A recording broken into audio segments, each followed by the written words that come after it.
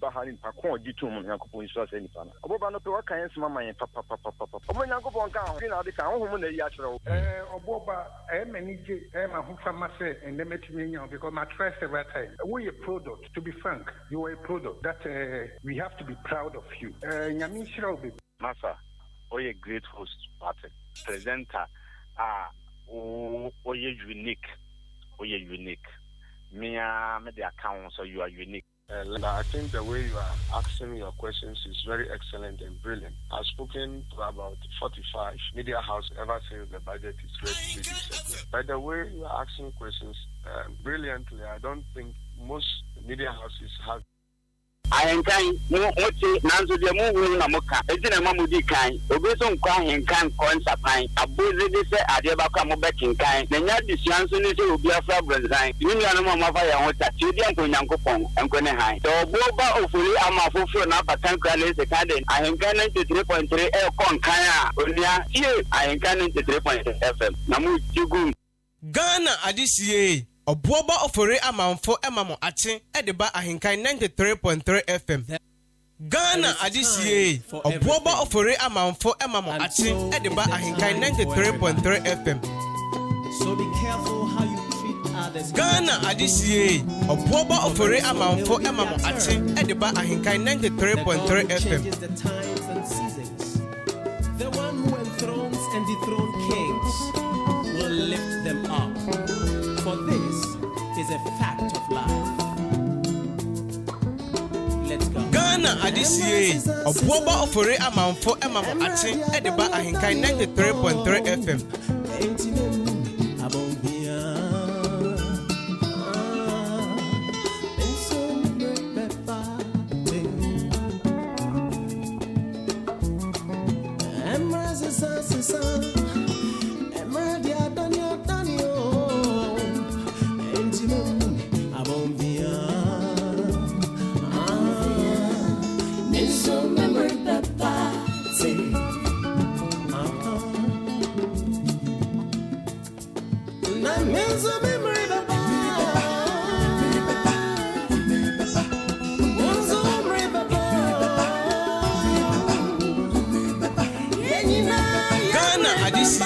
Obuoba ofore amanfo emamo ache edeba ahenkan 93.3 FM.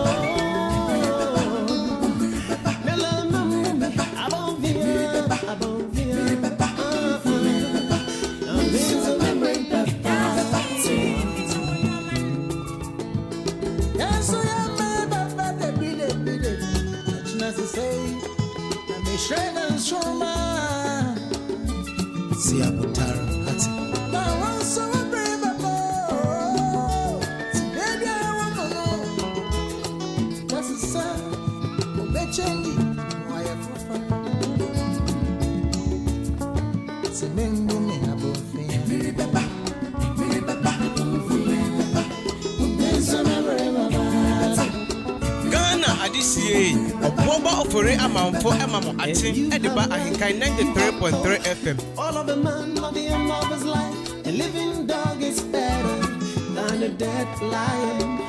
If you have life, you're okay. Listen, if you are down, you're not out, your time will come. Just pursue. God will make a way where there is no way. Hey, yeah.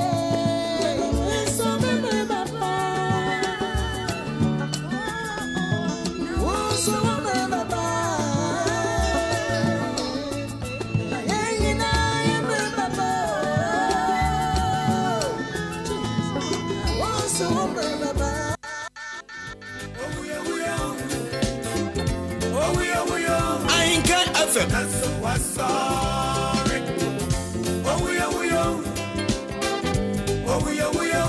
yes. Oh, we are, that's so I saw. Ghana adisie Obuoba ofore amanfo emamo ache edeba ahenkan 93.3 FM. Oh, we are, that's so I saw it. Oh, we are, yes. Oh, we are, that's so I saw it.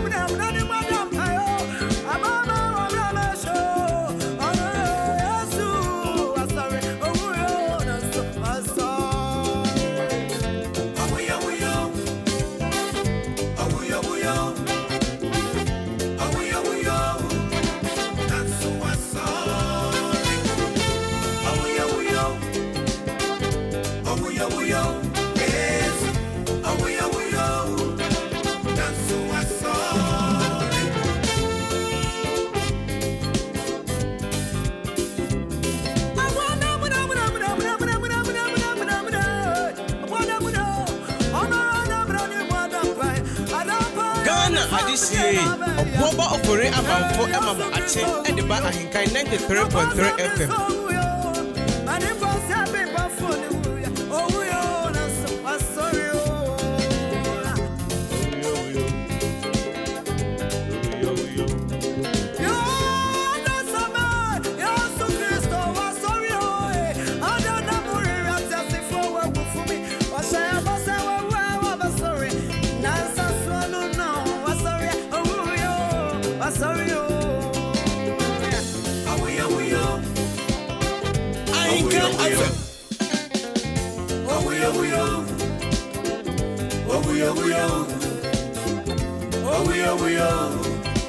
And so I'm sorry. We are. Yes. We are. And so I'm sorry. We are.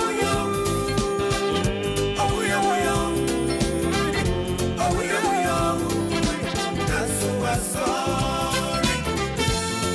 La la la. La la la.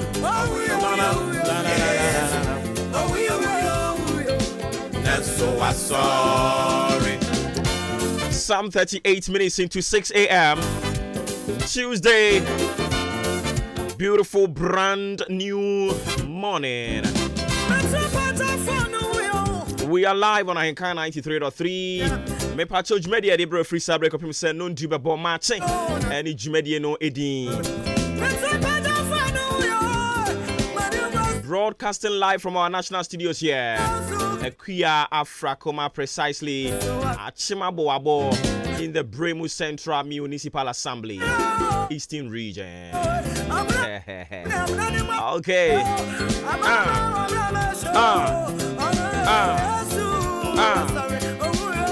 So your frequency check. AHENKAN933. Program check. Matching.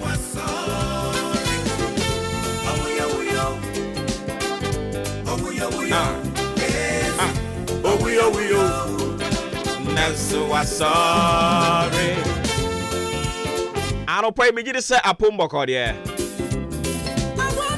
Oh yes, yansu ya hoye. Nyankopon de yanko ache yen. Techere madabo jemoje die mu afri sane. Bebre no bone phone susu hye ye. Awurade amaba akose ekura mem. Ni nyina atonsuo mu. Omo agina tuo nyina atonsuo mu. Amfon. Omo anu omo kanche. Omo twa moja, etwa nsuo, etwa pokoko, etwa nioma, ekeka nsema hodo. Ni nyina ba akokura sa mem. Ni nyina eden atonsuo mu. Anope, we are so grateful to God Almighty for the gift of life, for the permission to see yet another brand new day. We are still in the month of August. Today happens to be the 16th day of it. Don't forget, we are still in the year of our Lord, 2022. Yes, we are. Na se wa sorry ah. Any that so ho. So what you here? Doing this on behalf of the top-notch production team in town. Udi AHENKAN933 being the executive producer. Adrempa Hini Kofi Mensah, lead producer. Kobe K, assistant. Kwame Asante in charge of socials. Billy Man, technician. Meeting Boba Ofori Amanfo, the Commander General, and Suroja Bakwayaka, Kotoku Mayor.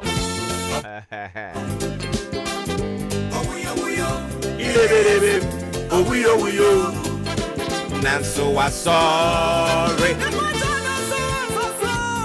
Yes, we are no sorry, Adia. And I when you that's all. You when you that's all. You when you that's all where Jumanimu say from a drew baby a body. And so I'm say yes, we are no sorry, auntie. And it that's so bad. Our real name drew baby and I'm from a B-bo. Eka won't quite pack on your man, the award in a jaho. But I don't pay. I have come to tell you, say, Yesu wuye no sorry ye dia. Eno nkwa ya ahotoso ne anidaso kese e de me Christopher. Yes. And so I'm sorry. Mini me juma wo ye. I withdrew in the state of dilemma. You've lost track. You don't even know the path to choose. But I have come to tell you, Yesu or sorry, he died and resurrected. And that alone is hope. Is hope. So I say, Yesu or sorry. Say Yesu na one sorry be mudia. And anka ye war. GDS so bone for benya yemu kwan na ne awope no waye. But the good news here, in fact, the breaking news is that Jesus died and resurrected on the third day, and that ignited hope in the camp of believers. So I just want you to have that strong conviction that Jesus has resurrected. Therefore, all the things,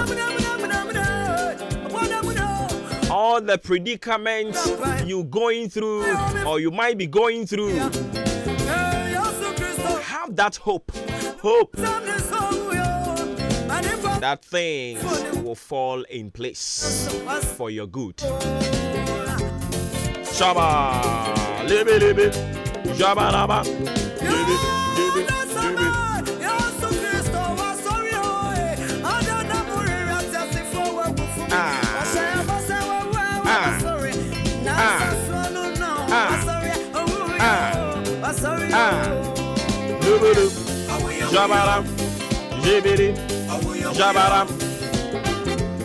A very good morning from my humble self going out to you all members of the Christ Apostolic Church International Family Worship Center at Chim Odan Estate Assembly.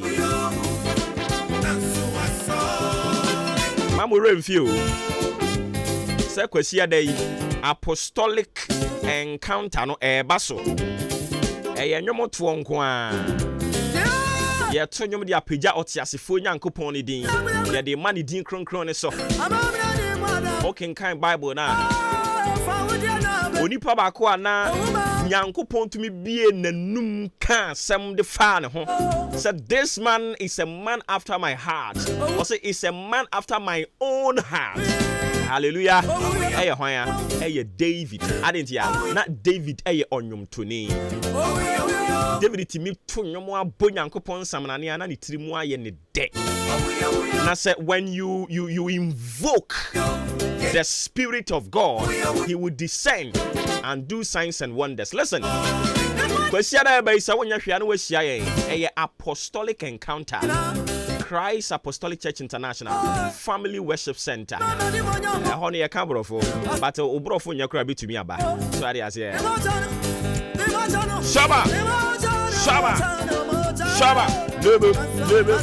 Enti mu beba no na me akasa so mikura microphone. I sing. You people don't know. That is another side of me. I can sing very well.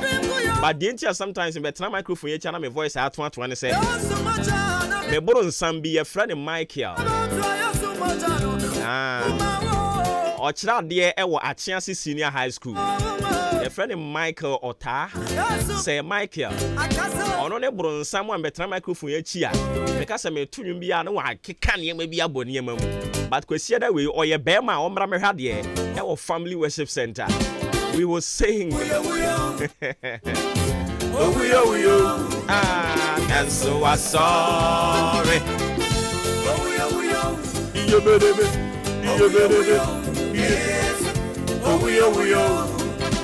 And so I'm sorry. Ghana adisiye oboba ofore amanfo amamo ate edeba AHENKAN933 FM. And so I'm sorry. And somebody the Dawson. Mejiri yesa wasum keka wo pe bi atie. Obati ni nyina yesin konwa ye bedi nkomo. Endra me ma wunya ne ntie se okọ abrem ehọ ne abrem North district. But constituency near friend Abrim constituency.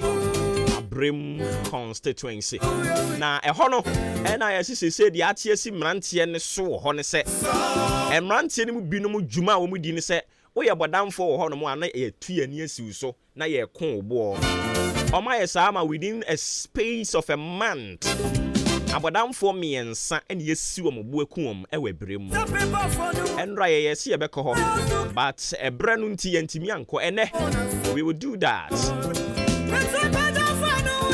Entrance to Bremu Central Municipal Assembly. Director of Agric. And I say Municipal Director in charge of Agric. Mr. Isaac Man. On any ranch and Edme Fon Kayano. Abai Edi Kube. Kube into teno seedling no. Abai the kube into tenibi. Edi aba. Ama wache ama ekuafo. Anope ye beko ho na yakodi mu enkomo. Sansu enya ntie se odi kan de abede bae. Ai no nso acheche de ama omanfo e wo Bremu Central Municipal Assembly na ade ba kwa mehu ye ne se enya wo monko an o. Enya omo achim odan constituency nko a. Omo the adjoining constituencies no. Ebinim so benefit ye. Enti mihu se na ebinim so free. Achiase na ebimu free echire ha asene man so across so. Omo nyina benefit ye. Ya ma omu kube ntuten so mu nkodua. Ebinim nya 100 and something. Ebinim nya bebre. Anopa ye bedi mu nkomo on the show.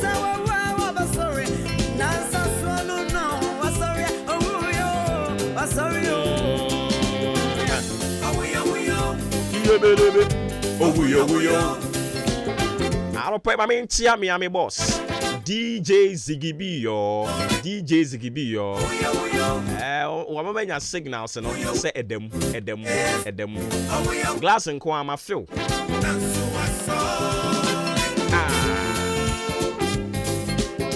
Na abusia udim say atun suo ene nkane abom. Ani o yatum.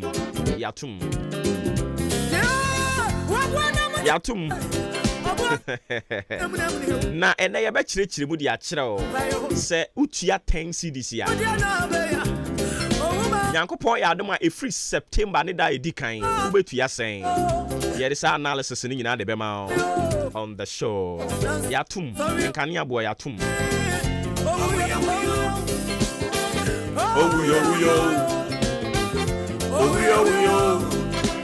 and so ya sorry na yetu nkane abo mu no na Institute of Energy Security almost so hinti say in fact Oma predicted say there's going to be another surge in fuel prices and inti ya no ati ase o kire say esen beto fam go mu petro ya betum eye omo prediction enyoma ben e na ekeka bo mu a omo tumi or arrive here e was that conclusion. On the show, we will dive deeper into it and have extended conversation.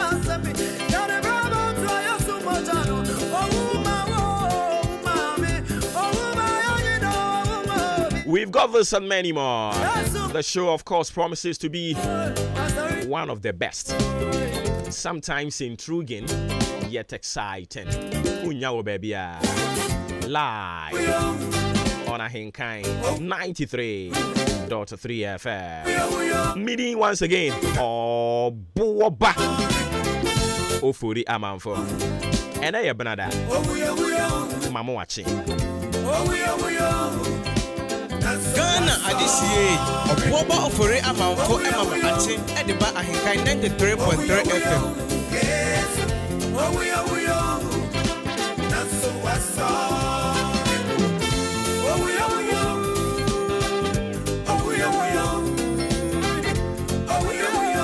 Me pa choma me fa wiem bo brese ne besia kɔ ne da mu ni nyina nsam fa nto awo so e na fe yan kɔ yen anim not so sorry ɛno nti anɔpɛ ɔsɛ me mfa nto w'anim sɛ ensuo no ɛbɛpetepete afei ɛpete kakra ɛbɛte na ensuo no asan abobɔ kyenku wɔ wiem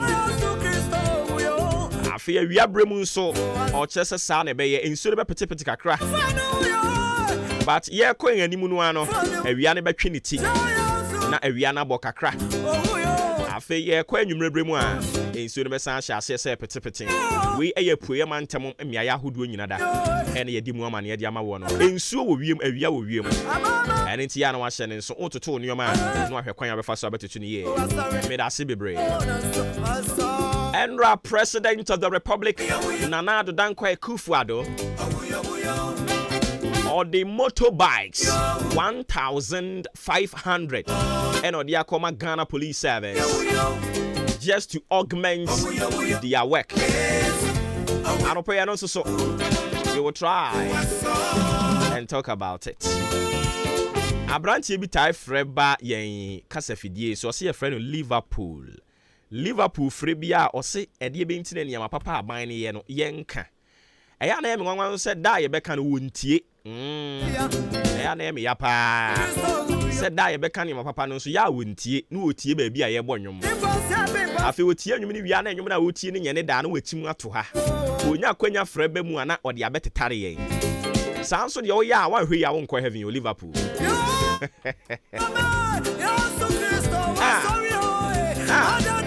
Adwuma yi adin na wo tufa benkum na wo tufa nifa ba de me pesa wo tie ase ne se editions na ye de brown ni nyina Monday to Friday no enye da ni nyina na ne ye de be ma wo no ebe ye wo de sa ne tie Actually, bet me say Monday the end me feel obo ba pa o Tuesday ne de na enye kra Tuesday no so me feel ne pa Wednesday ne de na enye kra na ne mpesa wo tie ase ne say da wo be ka say saa da we man feel no obi nsu wo ba bi ono so saa da no wo man feel no o feel ye pa o eni ti ya no wate ase de ama me make ka kosi sen hwe ewiase ne abrabo a wo bɔ no se wo gyae wo ho a enkrofo be kyerɛ wa aduane adi se wo gyae wo ho a enkrofo be kyerɛ wa taade ahye se wo gyae wo ho a enkrofo be kyerɛ sɛ de kasampo se wo gyae wo ho a se wo gyae wo ho a sɛ ne ye da kra enkrofo be kyerɛ sɛ se ne ye da se wo gyae wo ho a mobile phone kra enkrofo be kyerɛ sɛ we na use. If you allow yourself, people will dictate for you. Don't allow yourself for anyone. Do what your convictions tells you to do. So what I say, what pleases you? The things that you think when you do, you will benefit immensely. That is what you have to do. Don't listen to people too much. Don't listen to people too much. Neno just say menti omo kra o. Ebu omo na ne omo ka no abawom nti ya na wati, but don't listen to them too much. Why? Because if you allow yourself, people will tell you what to eat, what to drink, how to sleep, and how to talk at the detriment of your own self. I don't know nyama sama me de bae. And no bofo no we twam no. And wo so mu, and wo purugu ho. Na wo se me ne wo nche. Erade nkan ho e. Afi yenko enasem no so. Yes, when God's time is due. When God's time is due. Say erade breso a. Ensenkyerene ye adwuma. Se urade breso a adansedie doso. Hwe se urade breso a ne wa na anwene ne wa nsusu da. Ene urade ye. Se urade breso a baby a wa anwen da se udin beko ubeduro no. Ubeduru ho. Se urade breso a when God's time is due, no amount of intimidation, no amount of frustration, no amount of machinations, no amount of incantations, chantings can stop it. Say Urade Bressoa. No amount of vilification can stop it. No storm, no man born of a woman can stop it. Say Urade Bressoa. Say Urade Bressoa. If there is something so precious to pray about God's time in your life. Say Bibia Stronko anope you person obebo ho mpaya. Bompaya say Ewurade ma wo mere enso o mabra bom. Ma wo bre enso o mabra bom. Listen to me. Wabra na Ewurade bre enso emfa ema Sarah no. Na ye fe no Sarai. Say Ewurade bre enso ma wo ya na edi bi wo ho nkra nkrofo de frɛ wo. But say Ewurade bre so a udi create misesa. Afei nanka ye frɛ wo osujani na ye be frɛ wo Mr. Na ye be frɛ wo Mrs. Anopai eya bompa ye fama Ewurade mre na mre mu wabra bom. Kacho say Ewurade ma wo bre nso ma bra bom. Ena no na David bompa ye David mpa no obo ne say Ewurade minim say ye den a wo bre be so ma bra bom but ya ma ne nso ntem ma bre ne nso ntem e ma bre ne nso abra ma ba akwakora no na ma ba akwakora na fe biti to Range Rover enjoyment ne we he. Fast forward my time, God. Fast forward my time. Naze Nyankopon be sira wo. Nyankopon sira bre ni duru. Na wo so adiem na wo nsa popo a. How can you enjoy? And into now David say Urade, ma me bre ne nso ntem, na me ntimi enjoy. Enya say me enjoy sa keke wo. Me enjoy na e de ahye udin animonyam. All that I am desiring for, all that I am praying for, I am not praying for all those things for pleasure's sake. No, but to bring glorification to your kingdom, to ignite hope to the brokenhearted, for them to continue to believe in you.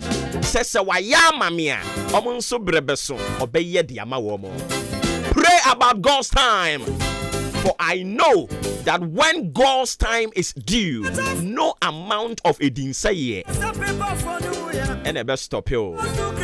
Se be man ka se wa na me pewa emfa ho ne nkonkonsa ne nsem ankrofo be kokeka hwan na wo ko ware no gewe ja no be sibra akohwibra wabo ewo aboabu kronim ofuasi kronim ayirebi kronim so abe wanchi takrasi kronim gewe de ja no takrasi kronim mema wa ha obi ahunu ne nantem hwe se Ewurade breso a kate onwa se Ewurade breso a se na me bre nso ya wo bre me ka kire wo bra wo bre na nyese wo bre sa keke ombre in vain.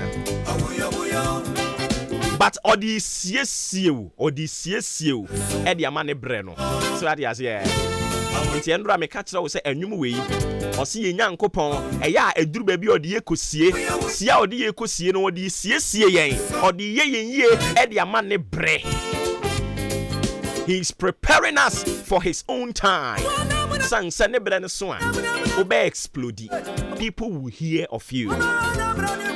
Also for audience my members and normal konom kaiwa jai womo. Mem for so Sawo bressoa. But you nipa ba ko pe ebeba wa bra bomu a.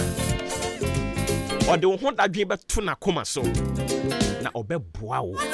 On kan yempo no oye ya witness bi da sometimes mpo no on kan kire onipa ne say you need money but ote one mo a was papa me ti wo mi mu say wo say me ma wo bibi say Urade breso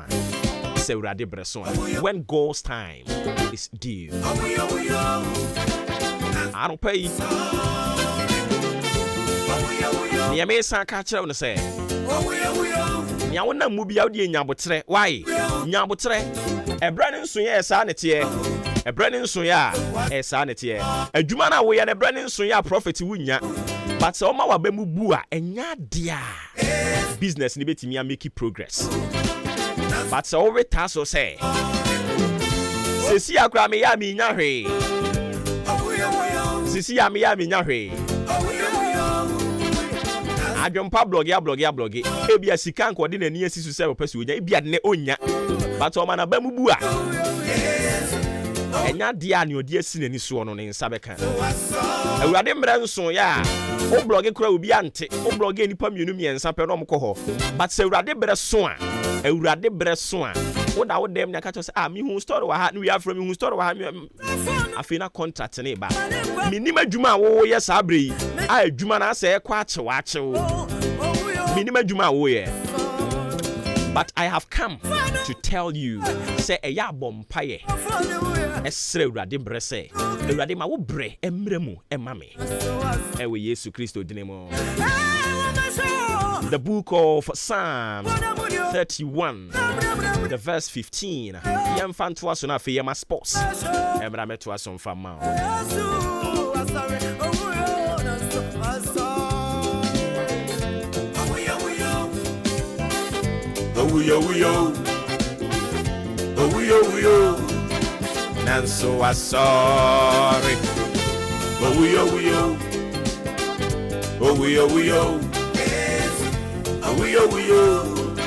Nanso was sorry. Nanso was sorry.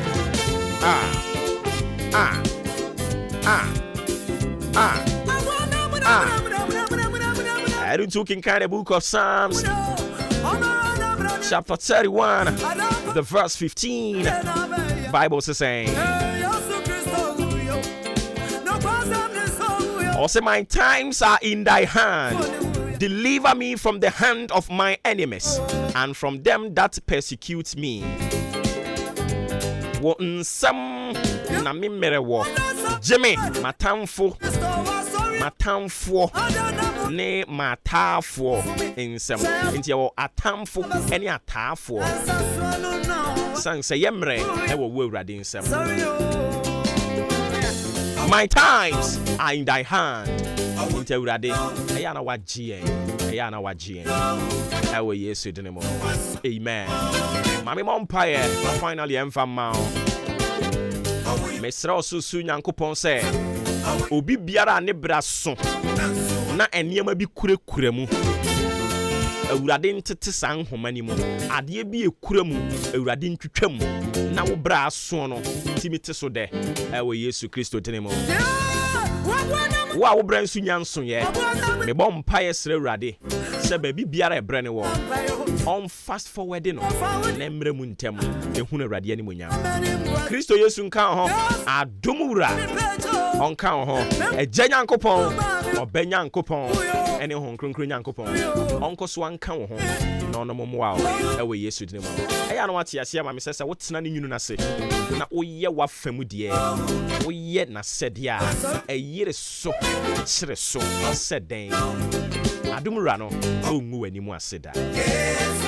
Good morning sports any day to us. This is the moment we're waiting for. Ladies and gentlemen, it's sports time!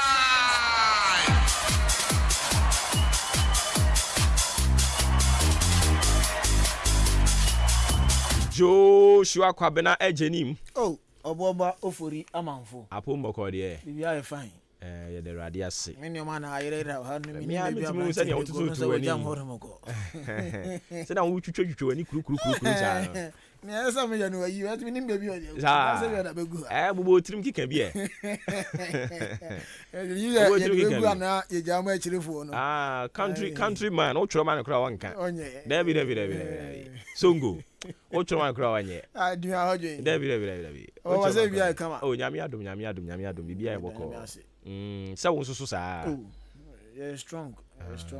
Say about but say more warm me up for sa the up and down no. Yes. More warm me up on. Yes. Oh, okay. Yes, I am ready for it and I say you're ready for it any day anytime. When you say senior Premier League and say yeah Saturdays and Sundays and you know hanum yeshi no sana this week so be no better some then say this time no enye kotokoni has nkwa na ebo iya yedim kotokuri as nso aka ho a omo so many kotokoni has abisi aka wo Premier League no so we are preparing enough and I say we are preparing hard say you bet me the commentary near that super inti e sha say that be in league no data GF di buy no next month 6.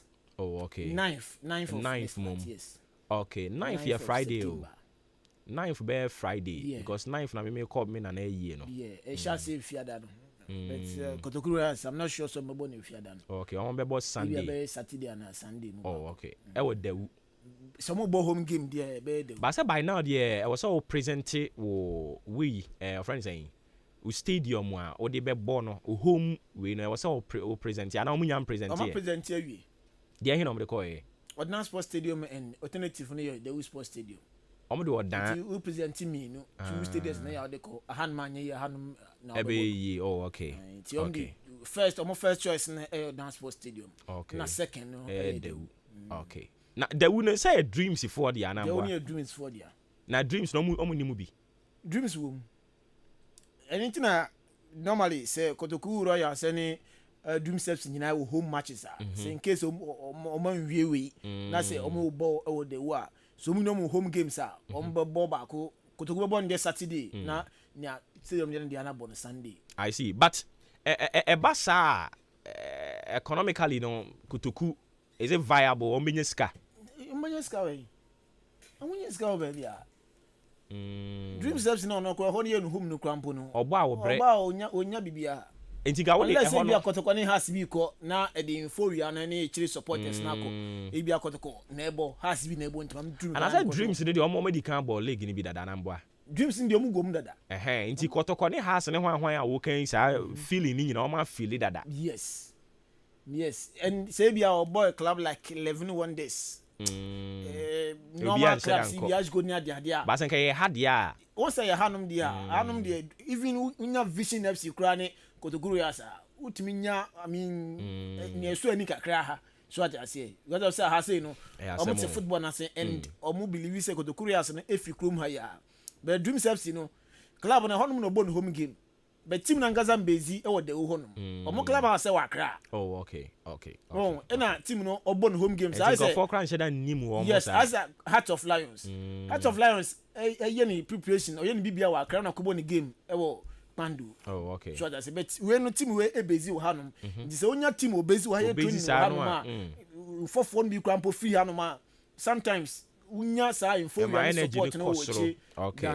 Do something no. But like I believe say den ya mo be bob game ni bi wa ha. Yes. Eno ni nia da no Saturday ni CEO no edin come on eno ni o kan ya the voice ni na eba. O say nye games ni na no mbe de mbo no wa we. On to nyama se ne be ya even 1 or 2 3 games bi pe ene bi on be me se wa no bet. Me hear the state of the stadium CCA any Senamoka se be me say only 3 games, only 2 games pe home games no e watch me down. I don't know unless I mean Juma gidi bi e timi asha say before answer na o mbetimi abo games no abe senior and print city pa de na so mka say be me say only 3 games pe o hanuma.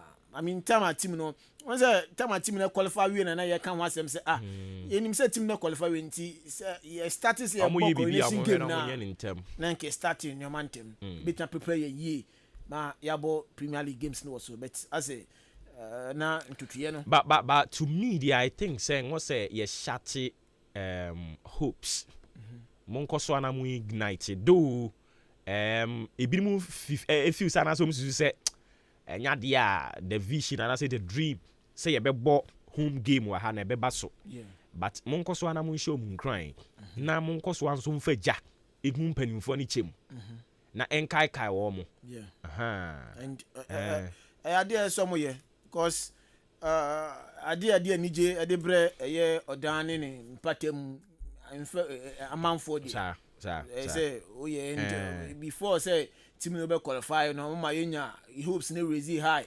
say maybe adina do die na at least omuntimi NC complete stadium crampa on be bibi a betimi ama yon kwan ma ya hwe Premier League game say wa but it seems say ni na so atiada still na iguso na ko modos yes still na ye hia answers nsem na mka che no so mo hwe no mo complete ni kama sa na chairman wa ba da bi chairman ba ya kan last game obobo na china na eguso mo betimi qualify o mo ntimi qualify 2 games na mabo no you mo lose na chairman e mudi ahin na wo kan me kan yi o Costa Rica fo yi o mo asem na me so me ala mo bo bibi wo ho So Costa Rica World Cup na ye kan wa say. I don't know ko World Cup ni bi. That be oye management committee chairman de ma. Oh, okay. Tina so do mo chino ni omko na ko to nyama. Oh, okay. When say so mo ko tournament bia ya leader of delegation say di omo na as from GF or managing nyama ye hia say ye hia we no more than no so communicate with the FA. Okay. Na bia so ku de mom. Matias ye. Enti mu me nyina mfa support ntai o machi. Na kakra ye nyina betumi ne yenye emwa na sa ni so ade hunu ntumi mra mu. To asoma yen. Okay, yaba to us agudie mu nsem ye be ba na afa bibia nso akoye amamedin de Joshua Kwabene Jenemi Yosef Faji e kan sanso abrimpo pokuware enso eta chewurema na hyetem enso ai production de bibia e ba bejao ene adope yemfa sida e ma bisanyame power investment me pa chop baby na wa invest usika pa baby ane no du sika besia ubenya so emfa so a na se every month bia dia eno a ene bisanyame power investment ene no sika no de beto no ma every month bia no unya 7% mbo ho esan e de kan sika no ho enya agudi nche ne sika no ode eba no enya se tete no hwimhwim ma ne no sika no asa na mu de beto no ma yesan so de bi ka ho ma na afi asomdwe enso etimi abafie ene no na se ope baby a obehu ya main branch no enso ewo eye kaswa new market ho no ne no main branch no enso ewo ne mo modern ro hwe dia na se eye tema community 9 yes anase ne besan so hu ya tema community 9 ho no ne no behu ye na ultramod no so no na se ukọ aguna so do tezakwa na se ho no ne no na se ultramod no so wa obetimi mpenfa kodi nkomo na bibia enso etimi akoye edi ama fre number na afi nchemu aka we kire nyina no je fafi mpenfo ho number 0557 228512 0557 228512 o from bejo so na afi baby pa obesie osika dachi bi no enkofo ha bia emfa embro no onso akakosie osika no na afi ndi bohun bebre edi ama sina be asomdwe enso betimi abafie yan hyansam na se emfremfri Manchester United mo no kaza de team no omo ebo game o EP onimo na report e ban say team no say yade a omu hia striker obetuma bo na fe wa bogos no egum erema boboko no na omawuram o Leicester omo say Branton Jimmy Vardy 35 years na Branton Eddie United force Branton omu ehian earlier no na omo di kan akasa Branton Denny Marco Anantoveja osaka na Bologna no omu ehian na so fans no na omo kasa di tia bebre am no kasa the United force o ma twansan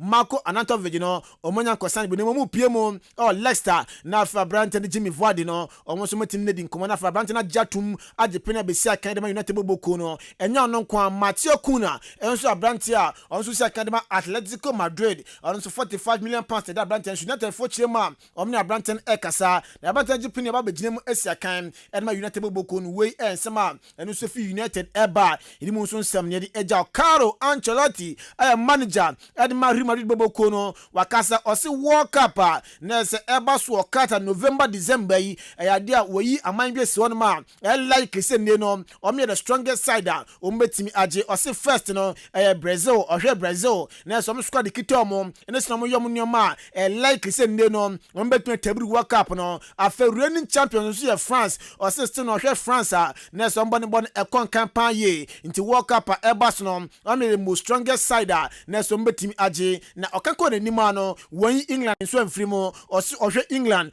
squad kitom na football omo ebo pa dia na se England team no so no by the list of the strongest side World Cup no betan bibi ewoma idimu so sam ne di ejao afoko PM Barcelona onim say player registrations hu sam ne atwetwe Barcelona kromo na so no kase the still na Barca for say omo empa ba onim say afie omo spend by say 125 million pounds for players in kwa na still na Xavi Hernandez says still na ohia players me sambi e the account player nesin din e di akotini ewom no I like Lisa Brandt betan joine Barca no Bernardo Silva into a report no so efido den chema Barca eba idimu so nsem no jedi eja yempiem boxing mu na unim say Saturday 20th August just this Saturday ya big bat Baso na Baso St. Jida na Saudi Arabia ona sa big game no enso eba so a na se enya agudie we no a world heavyweight championship na eba so for the second time na Anthony Oluwafemi Joshua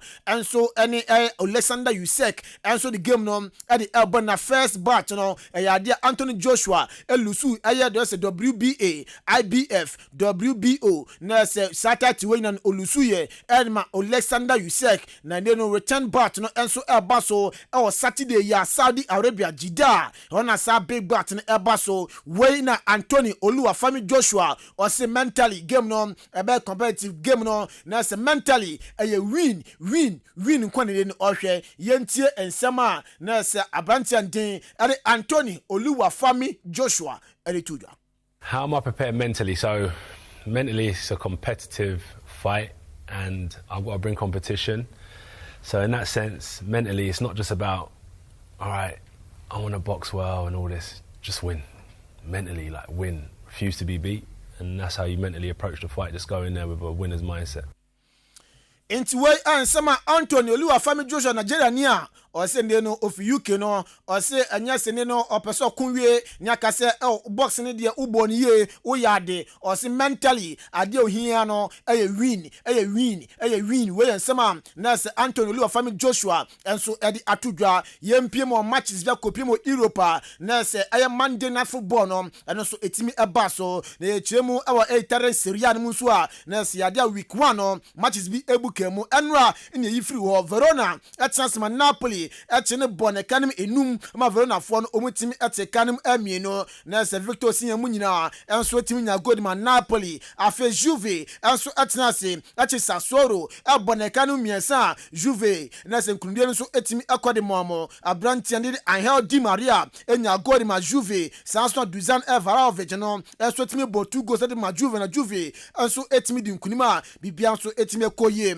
enso ede momo afe La Liga Santander no so no games na ebi ebukemo week 1 no so ne say na enra results na esia koye ya Athletic Bilbao atante Remayoka game no obia entimi anfa goal anfa to nyokwatre afe Hetafe enso atance mabobo kwanden ade Atletico Madrid etimi achinu twa na kan miensa Hetafe fo no omantimi ante Alvaro Morata ebo 2 goals na afe Antoine Griezmann enso tinu goal bako epeso a 3 goals in favor no Kodima Atletico Madrid idimu so semne di eja na 3 goals nya no Joao Felix na assist ya bibia enso etime koye Edema Atletico Madrid boboko no afe Real Betis enso etnase echi etwane kan miensa echi fo no omonso omontim ante afe EPL no big game bako abasu Liverpool etnase Anfield omne Crystal Palace ade game no ade Aaron Tam so Rafa Zaha ebo first goal enso de ma Crystal Palace afa Brantian din ade Luis Diaz enso etimi ebate kanon ade ma Liverpool enra sa game no ekoya draw 1-1 draw ne time pimo Anfield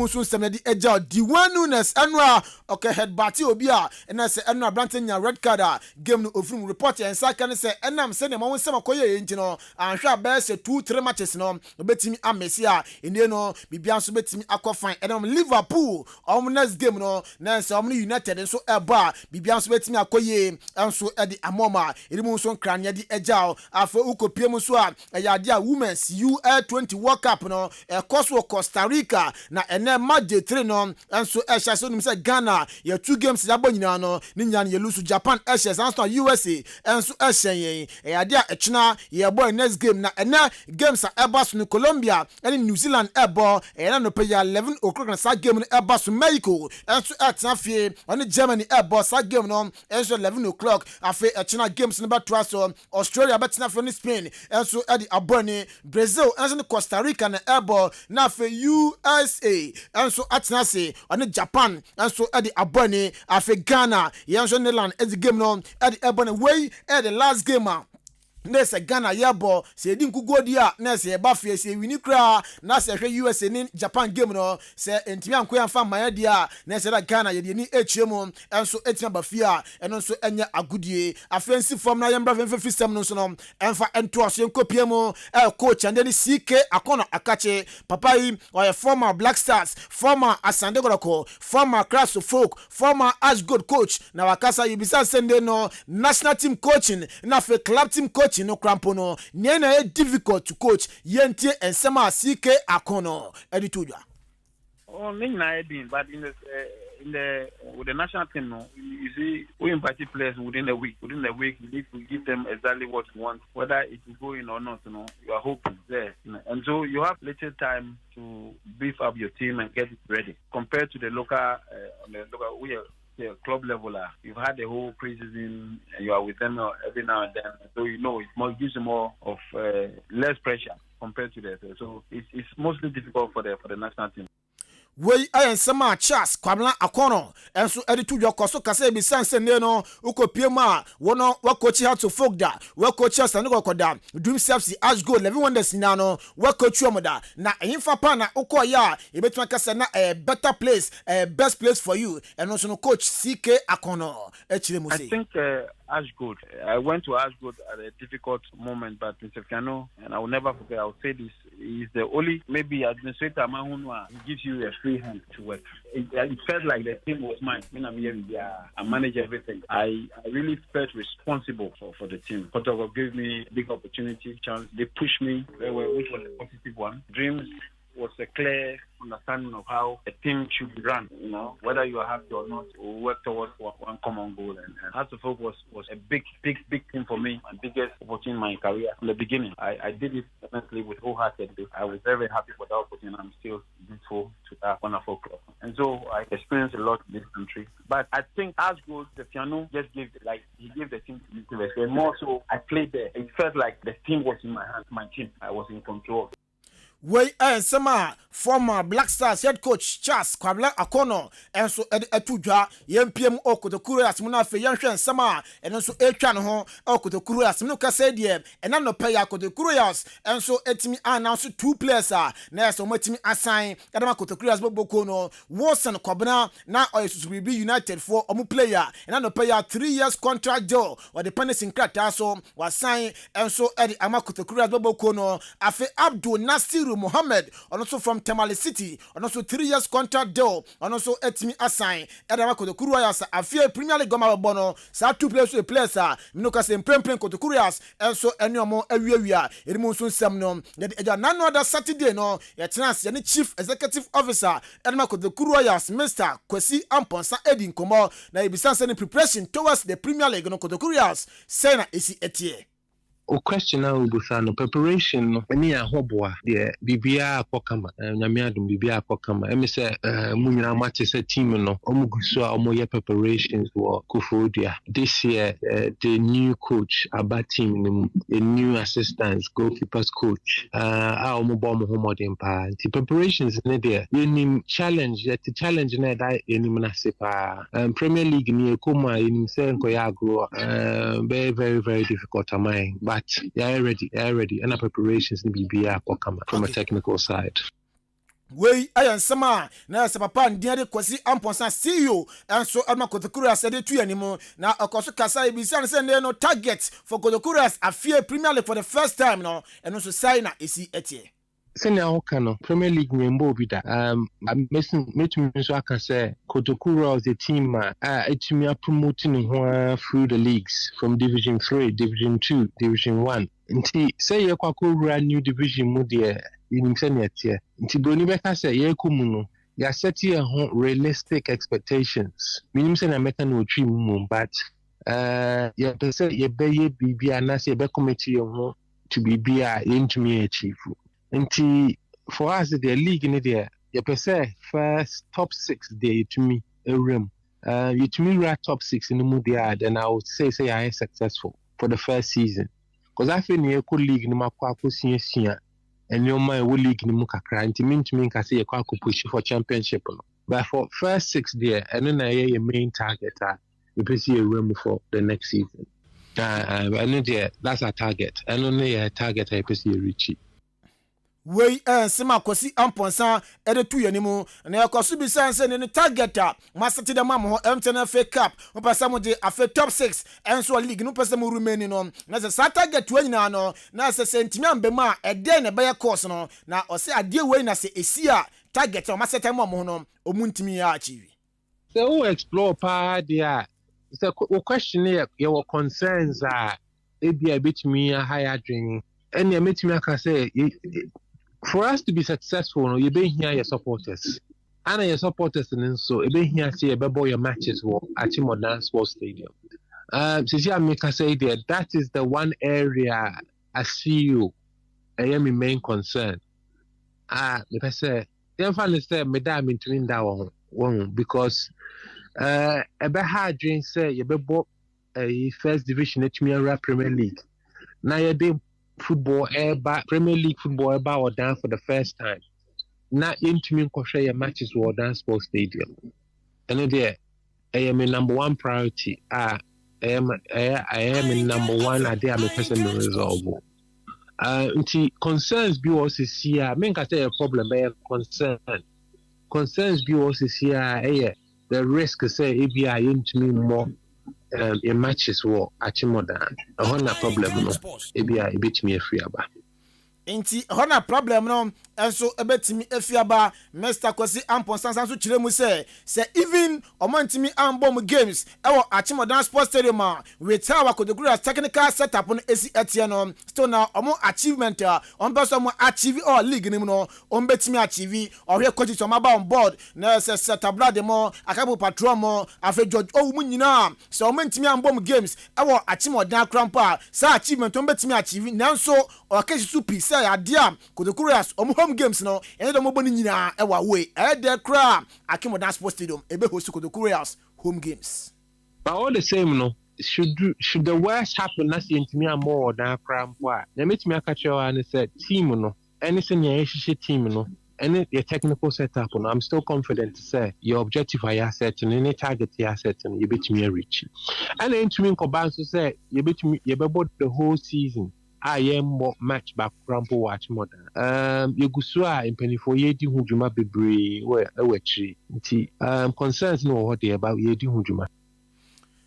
Into way sama Mr. Akwesi Amponsa CEO Edma Ayakotokuras in Koma near Dia Yetrabi and so abo Eri Acho and anope. On this note, a national fin stamina yeda pim ha yes in Nino in Kruma Ikra Quantintia a yana sing. Inti international fan seminar enso ensi asada kese enconfirma Jubilee Hospital me pa cho ho do ho pe bia jaya sa ye na sa ya hwe ye na afi wankasa wa feel say yes ohun atowa eno ane Jubilee Hospital okọ na se bie ne ese ajo to no ma ye won pa beju ato so a wankasa wo betimi ada na afi ajaresa no enso etimi aba afi laboratory so ho ebia pese o ye lab o pese ohun o blood group a o join a on so boy betimi ne kama ed amount ebia doctor churo indrobia mo pese to a be pem e pharmacy one ma ndrobia pato bia no no so benya bi ato na afi bia so akoye ed amount afi mana mafafro no na se ade antenatal care enso ho no de mama na se beyo se ne no fufa no se na esi etie se na esi ekọ akora no kwampo ne ho odin se kwara akora no esi etie betuma ya mo kama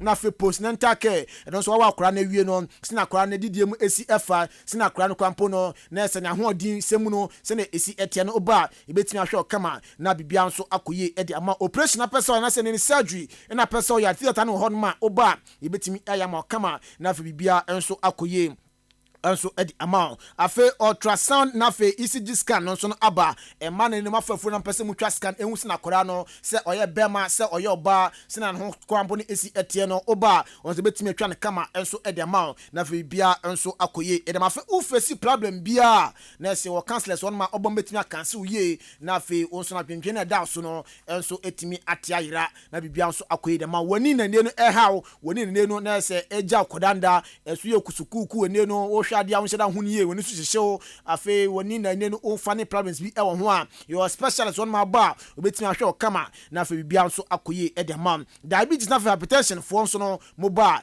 ebetimi ahwe mo kama canteen so no ma aduane pa obanya di na bibia nso akoye edemam we mu nyina chi no oba odi insurance no so ba ebetimi age na afi ahwe kama fe number yi na afi nkuma ka we chi nyina no oni mpenfo endi number no 0244 575799 0244 575799 0241 784645 0241 784645 o from Bejo so na afi nia uhia bia no de amount na bibia nso akoye edi amount yenjina we so na fan sem nsimidin edi Joshua kwabana ejenim Yosef Faji aka ha obin pompoko aka Santa Roman Ashete Rats enso kan edi nsem no ebeja ene anopai Yadisi captain in the morning wo boba ofori amanfo ere match show no etwaso.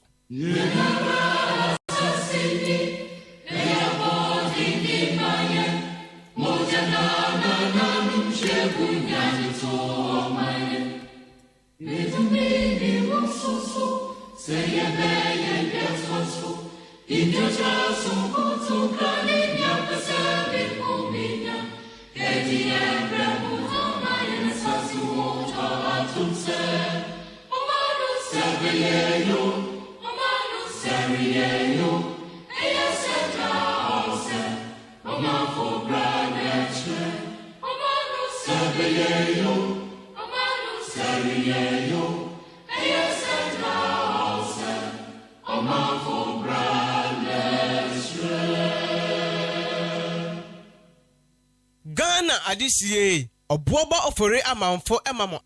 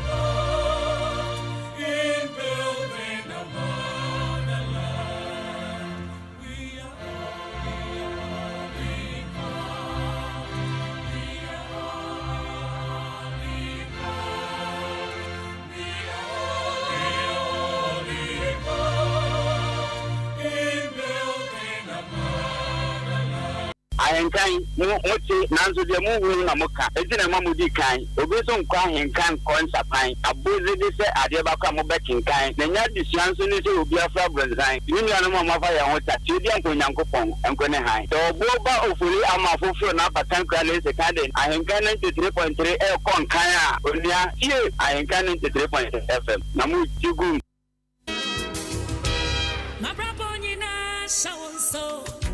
AHENKAN FM.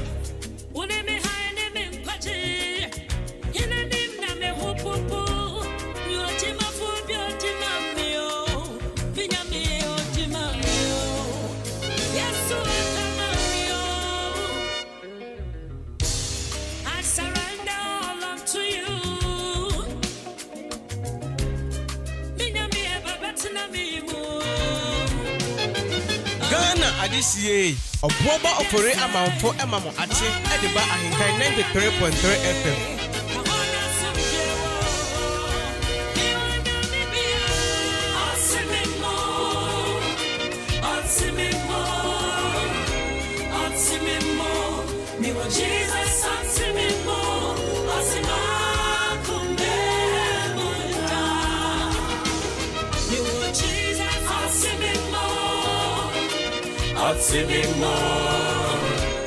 Otsimimo, niwo Jesus, Otsimimo,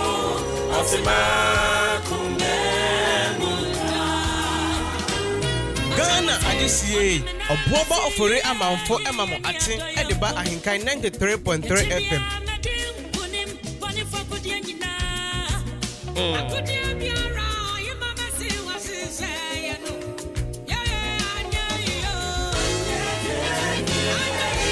My emphasis on Koma sports team. Say Omo edit the echo into the world of sports. Omo the bray on the show. Matching any jumedi anything. Or frame or boba ofori amanfo. Me pacho be bra feel how you feeling at one more matching jumedi anything. Yet ya kunya kesiem kopim se anopa nondu. Ebebo.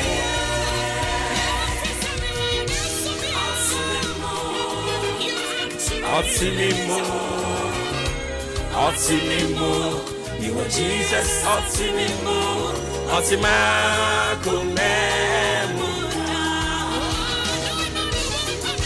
Otsimimo,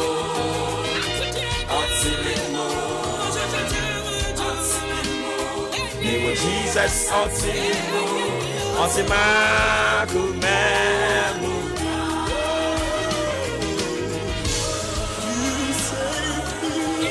Yeah, what that chinti de twa so Eddie Ama. Now fe yeah the aka nyina so the akeka ho. So what you say? Ghana adisiye obuoba ofore amanfo emamo ache edeba ahenkan 93.3 FM.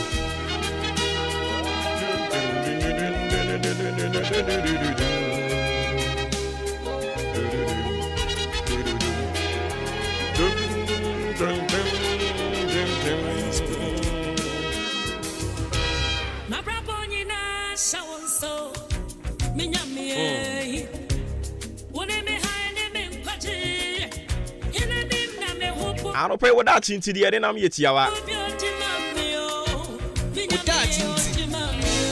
Sene mu say oda chinti segment ne your bra kwentu mu afutu ni adesua. Ye nyina yesuasua ye de aboy en ho bra. So that is here. I don't pay so the edin am say be addicted to bettering yourself. Be addicted to bettering yourself. Hey, brofo. You better ma buy yen akase ya die mu. Ye timi ate ase e.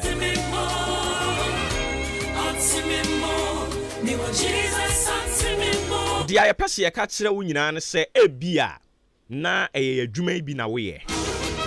Me you see adwuma na dia cite example. Se na be ya obete de ye ka na se ntentententen. So ate ase e. Ebia na adwuma me ye bi na wo ye. Say one ye addicted. Say one ma weni anye ho say media de bia mpese mesua bibi foforo na ne a wo ko school ko sua ne no a ne wo witiri mu a de bia wo begu ho ani mu ase because baby awi ase ndi nani a kire no egusu a dane saa enti mo ani enye ho fa se witiri mu say me de bia mesua bibi foforo all range and once our limitation say mesua de de afa we pe ho I was say usua de de fa all fears of life sane be ya we ensem chironi eba politics you are updated eba sports you are abreast eba entertainment you are posted baby you'll be able to share your sentiment, your opinion.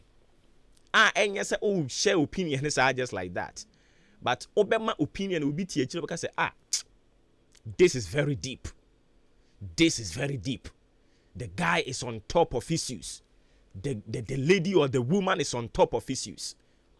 Oh, your teacher ni senior ekwanfofro men rely only on sa ade no ade amamo manual say de na ade amamo no eno pe ena we all rely on unsia hwenka ho biem oh it's the same old thing na me kire o mo ntimi kope no one say I just flip it and then I begin to teach them. No, but sometimes go extra mile, be addicted to learning something new each day.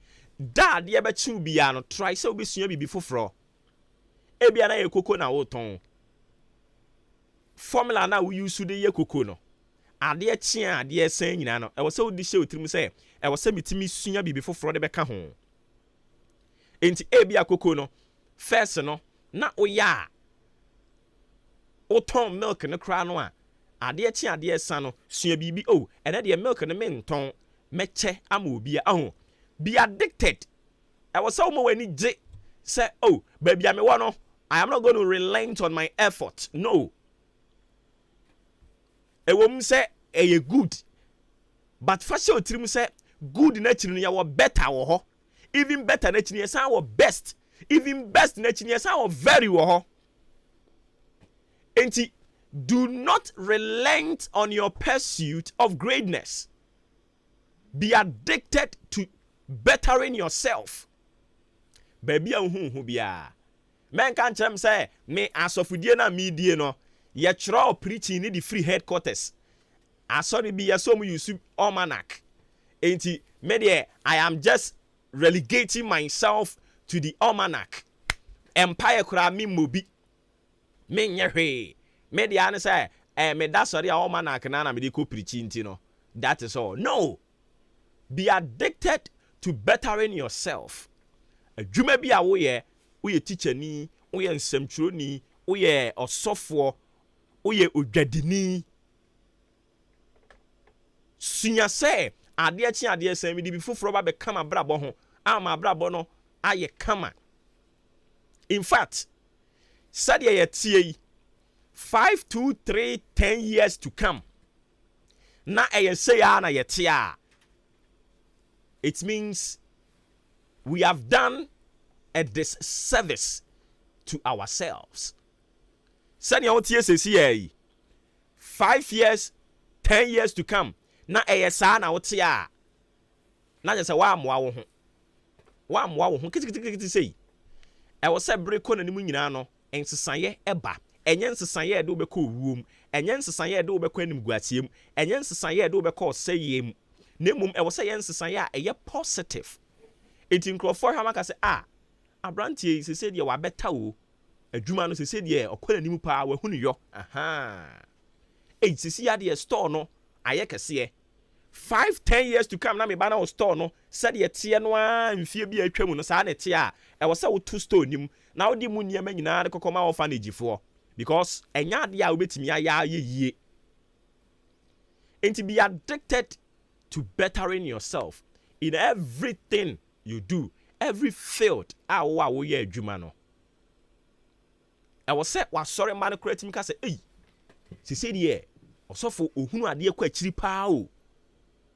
So that's here. Until send your first na uhunu ade kwa akiri, uhunu ade kopem no.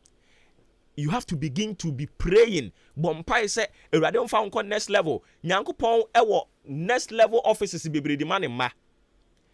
The only thing is say we be avail wo ho e de amasa promotion no a. Into your software and now you odifo a. Bompai say Ewurade mbetaw, Ewurade mbetaw, Ewurade mbetaw. Ewurade emfa won kwa animu nchen baby awo no baby hu ade akopem no oma hu ade ne more this time around. I was with church members itimi ka say they said you osofo de ukobọ adwaman bakro obechewo osofo baby hu ade akopem na ehwa na ada so gina wo members ne de ubeja ho because nyankopon sugusu a wo siesie nkrofo bi a me say o singlet show kala kra no omo be hunu aka kire wo members ya ba sese no so yenso yasom ye de ye pe osofo be kekan kesan se bu nyina kire yen ye pe osofo a se ye tekam ne ekonya accident ya obetimi afafo aka kire say hey me church member sifam de be huni osofo se wa mbeta wo ho wa anya addicted to bettering yourself na o limit wo ho to where you are. O church members do beja ho osofo enkonya na ya use ache me ma afore ye ntonkonya foforo osofo asore dan no sane ya decorate mu no ache ma ye ma afore ye nsiesiem. Be addicted to bettering yourself. Ole mete wo ho saa na je se obra no wa moni yi ebia wo ye tailor and designers, you see, I'm from designers. We a designer. And the chie na usua bi na we call YouTube. O ko said your move crofo pam new style. Now one can so o coin ni wo de na wo de ba. Ohu. Now de bia kaba ni street eno a. Oh okay, eno a ohu. Eno a Elon Hands no a. No. Be addicted to bettering yourself in everything you do. And trust me. Oh yes, sir. We will say yes. Yankopon. Oh yeah. Oh that inti yan wine is sad mami. 45 minutes into 7 a.m. Oh that inti segment. Any of the ma no. Oh that inti. Yawie. Afei nki bedwe num but ade na yera. Ayera firi ha nki bedwe num kakra ba ayera firi ha ba. Radio papa abozege. Thank you. Yewie num last one. Radio papa abozege. Thank you. Thank you too. After ya dia hwe nsam so de toa so ne ya de bonka time boso so de ama say don't allow strange people to sleep in your house. Direct them to the nearest police station or national security, etc. Inti said the medical boamania said Dr. Kwesi Baini or a security analyst. One ahenkan Maakye aka bumu anopebia or so be tuyamfo e wo bambon semu. Inti anopebia no de biaba na yenso ye di mu amane ne de ama. And then you de ba ye se enkan kire wo awutie anope say don't allow strange people to sleep in your house. Direct them to the nearest police station, national security, etc. Enti eyabrofo yemfa mbra yankase ye di mu ane o ka kosie nyina ne se obi won mo oje ahoho. O ya ye se ohini bi din. Oje ahoho. Ahoho bi bo nani kru. Ohunu nani mu nhunu na chi. Krache, o hwehwe obi. Na me be obi ho, me friend wa mi hu no. Kafra. Onkwa na aye Pentecost eda, we ye moye. Krache, brabe dade chi an wato wa kwantuo so. Media nka binu sanka wo ye papa o. But ne enipa bonefo adoso. Enti ama papa ye no kra no is being measured. Odi oni misa ne ho na akire no na nkaja wo ka me ne de na ba ofie. Efie ne dan ne ba ko da ho firi obi anam. Eyem frama ne da dan nim tinka nipa bedam asenka nya hwe. Nanso enne yesi batakari adoso ama ye hu kramu papa. Me koye papa ene manu me ho ene nam. Ene nti ene ahwe yie nsem wa ye de ma wo ne se. Eya amenyi ahoho mo me da ofie enka nkire me se ade achi o mato ma kwantuo so. Uhunu ahoho bi saa na otututu nani ohunu ba bi e wo so woda wada woroma na aka che ne se he koposifo yi ho okoposifo no ho no mo a omema ba bi amwada ana said national security bi ben wa na wa mana kɔ ho no mo wa hwe yie na obambo nsɛm nti we every Dr. Kwesi Baini ɛhɔ ɛna no pɛyi ɔde ɛsoma ya yenso so yɛdi mu amane yɛdi ama wo ɛya hwe yie nsɛm yɛda ase.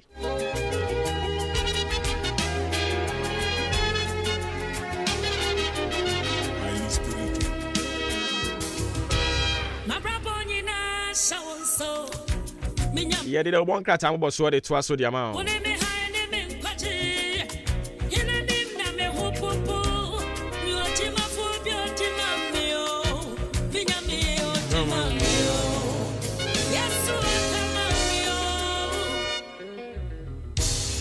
I surrender unto you.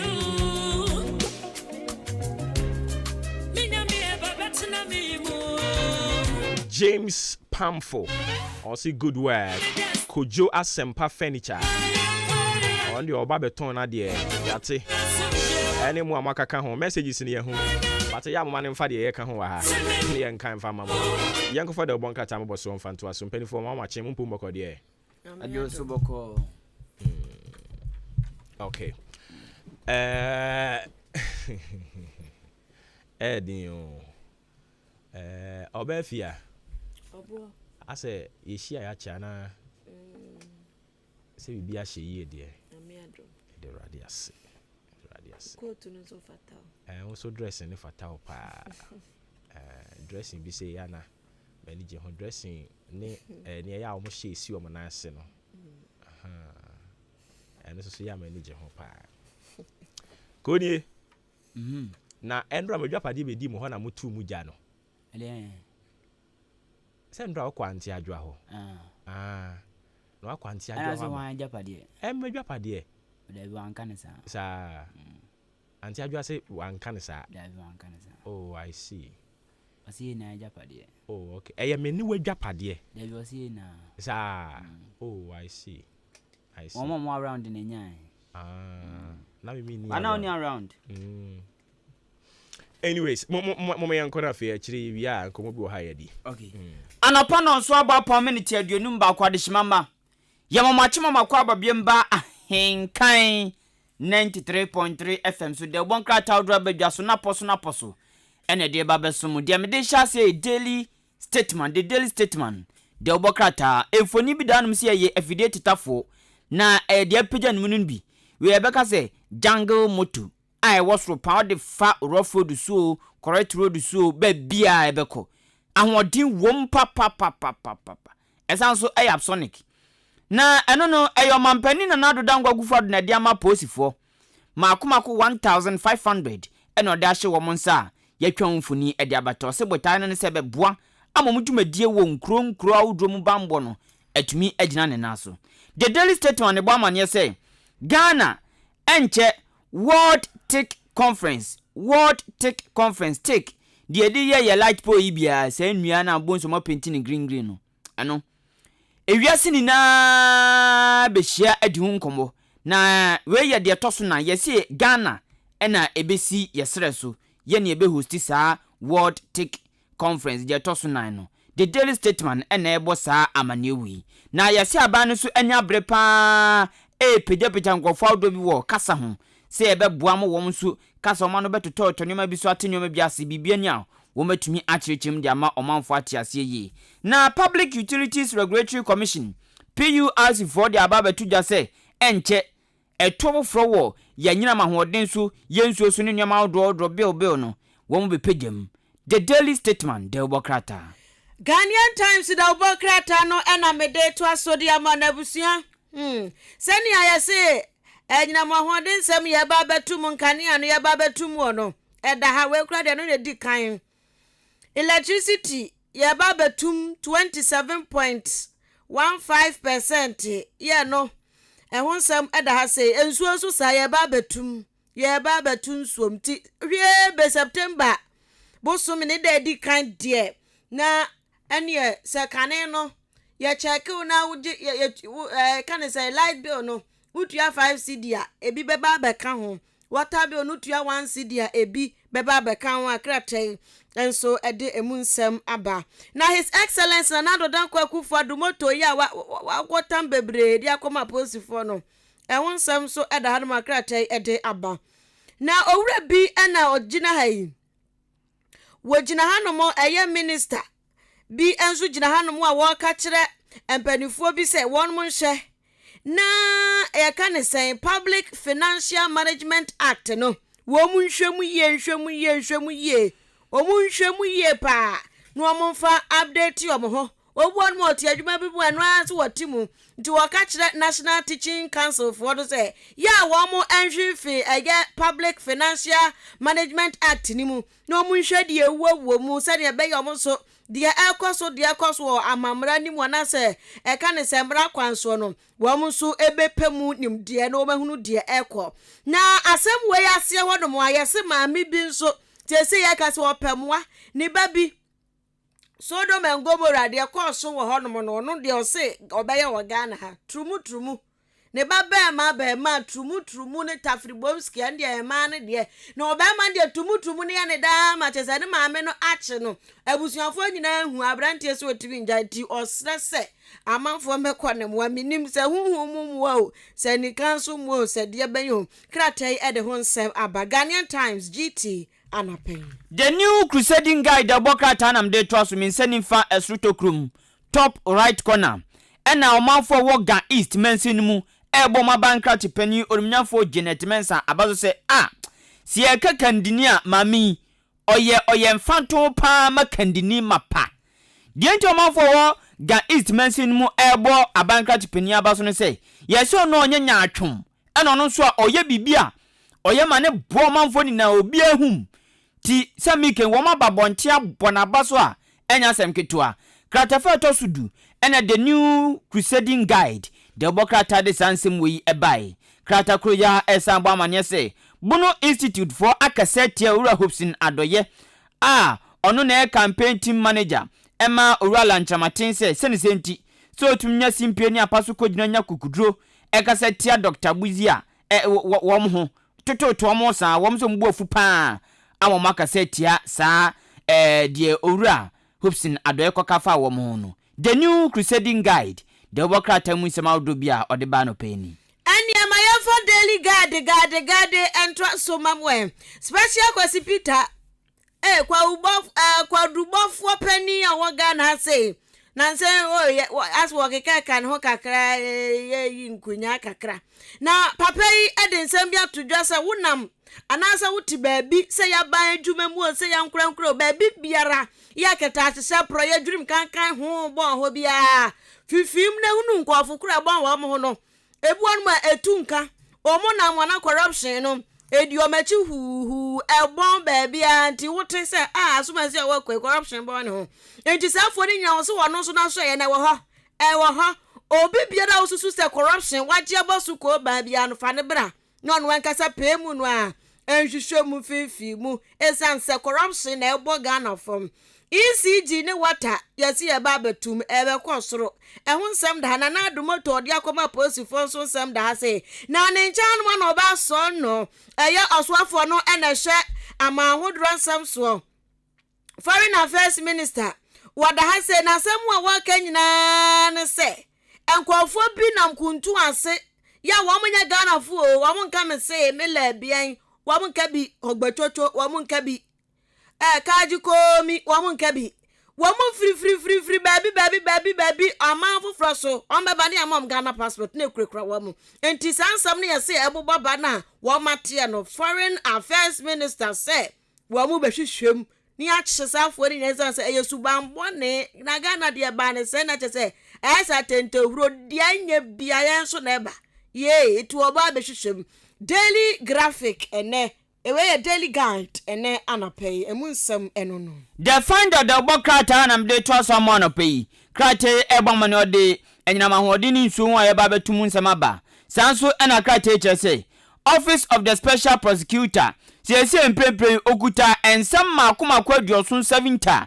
eno ne corruption cases ti corruption cases we na ese opanyin na nya bra okram tutwe ti so obi adi kosua soma no oyirimu pa kratafa to so mienu ana the finder ede assemwe ebai enfidie makoma 1500 motosa abande koboma post vetumi ayadwuma no ewonsam aba na Office of the Special Prosecutor ora ke ejaben echese asam ni hwehwemu ayefa custom peni ora damwa ho ani tipape ko kwa paya watumi afensem dwofo nkyeremu ekeka wo small boy wo baba yemu na minsuro untumi nya mehwe ne sansema okanoze enya nukra na oti enya nukra na ohwe ora kisi ejaben se san hwehwemu na oye customs office ono no obemiem no atrem no de nyano aba National Identification Authority NIA for say enkofo bi ka daira womo san ya mo back ena biem womo ye update bi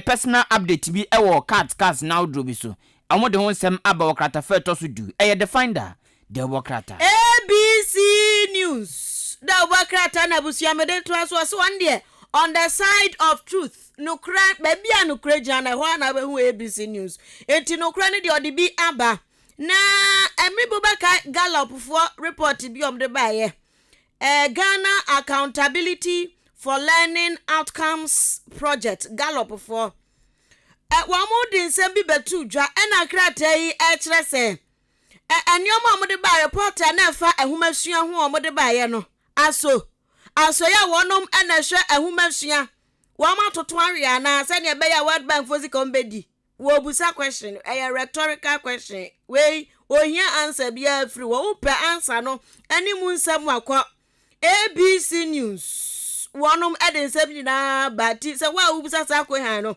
wo mu di nkyeremu aba kratai enam so bom na yan free ha say big picture no so na yan kwa nketenkete boga miensa bia aligning up ha na nketenkete boga no samede ba ko hyase a papa bi da ya wasere yanyina yenim no se Ghana man pani His Excellency na Nado Dankwa Akufo-Addo na bedi akire Dr. Alhaji Mamadou Bami on da hayi wanwenwe asemu waka nyina ne so nde wogidie se intim kodua sankofo bionik akaba chirumi chairman MPP for chairman ma yin foforo ene se general secretary no mumienu no ye wo me comment to mapam ho a adwuma de on bo ma breaking the 8 anida so ne anisuade hunu no ebebemti bawomia Ghana man pani abede akire ene kansa nsem we ya kratai ede ewonsem aba na yase presidential hopefuls for no ukopie mu happy bia banjo kom de aja we kwa wo ko na we ko ha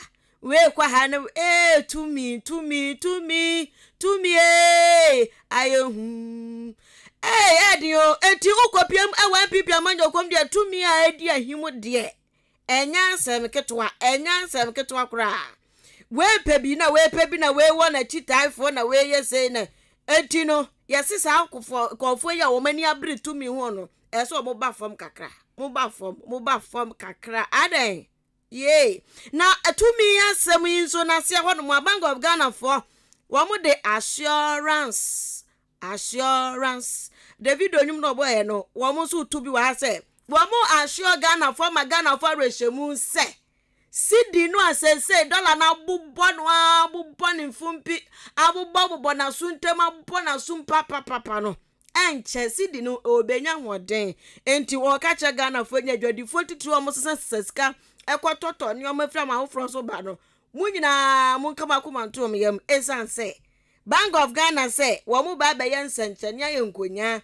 ya sidi no obedina faako ebeboa ABC News on the side of truth.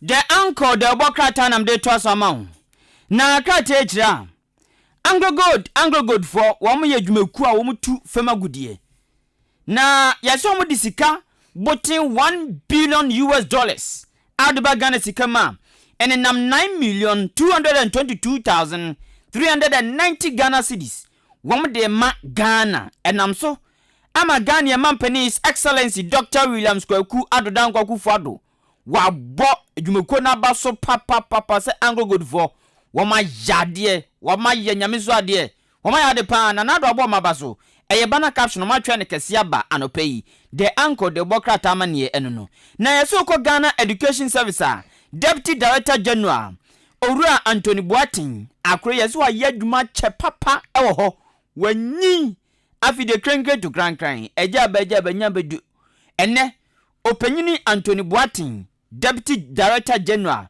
Dima Ghana Education Service odne dwumadie na be na wiye okọ na ho mjimunti yesi ene wo me teacher schools awdon wo entwaso schools mu ene acheche fo awdon beto party ye beto party the uncle the obokrata ene din sem we ebai the chronicle the obokrata no na ebusia medesha papa bi do ye posini na asemu a krata ka fa papa hu nyina na se agbozo na unim se bi bia se papa ya no ni da he ne hu bon ye kan se ku di ta ku ne hu bon munti ine nsam ye gusu aka na ye sese de na ma court of appeal krata e de honsem aba na do dan kwa gufo do motorcycle no so asem moto na ebigu ha bebre ya won aka ho asem okay enti mami nkomra na fe yemra meto moto no ho asem eka so ya ne era Fritz Moses oye research analyst ewo Institute of Energy Security opani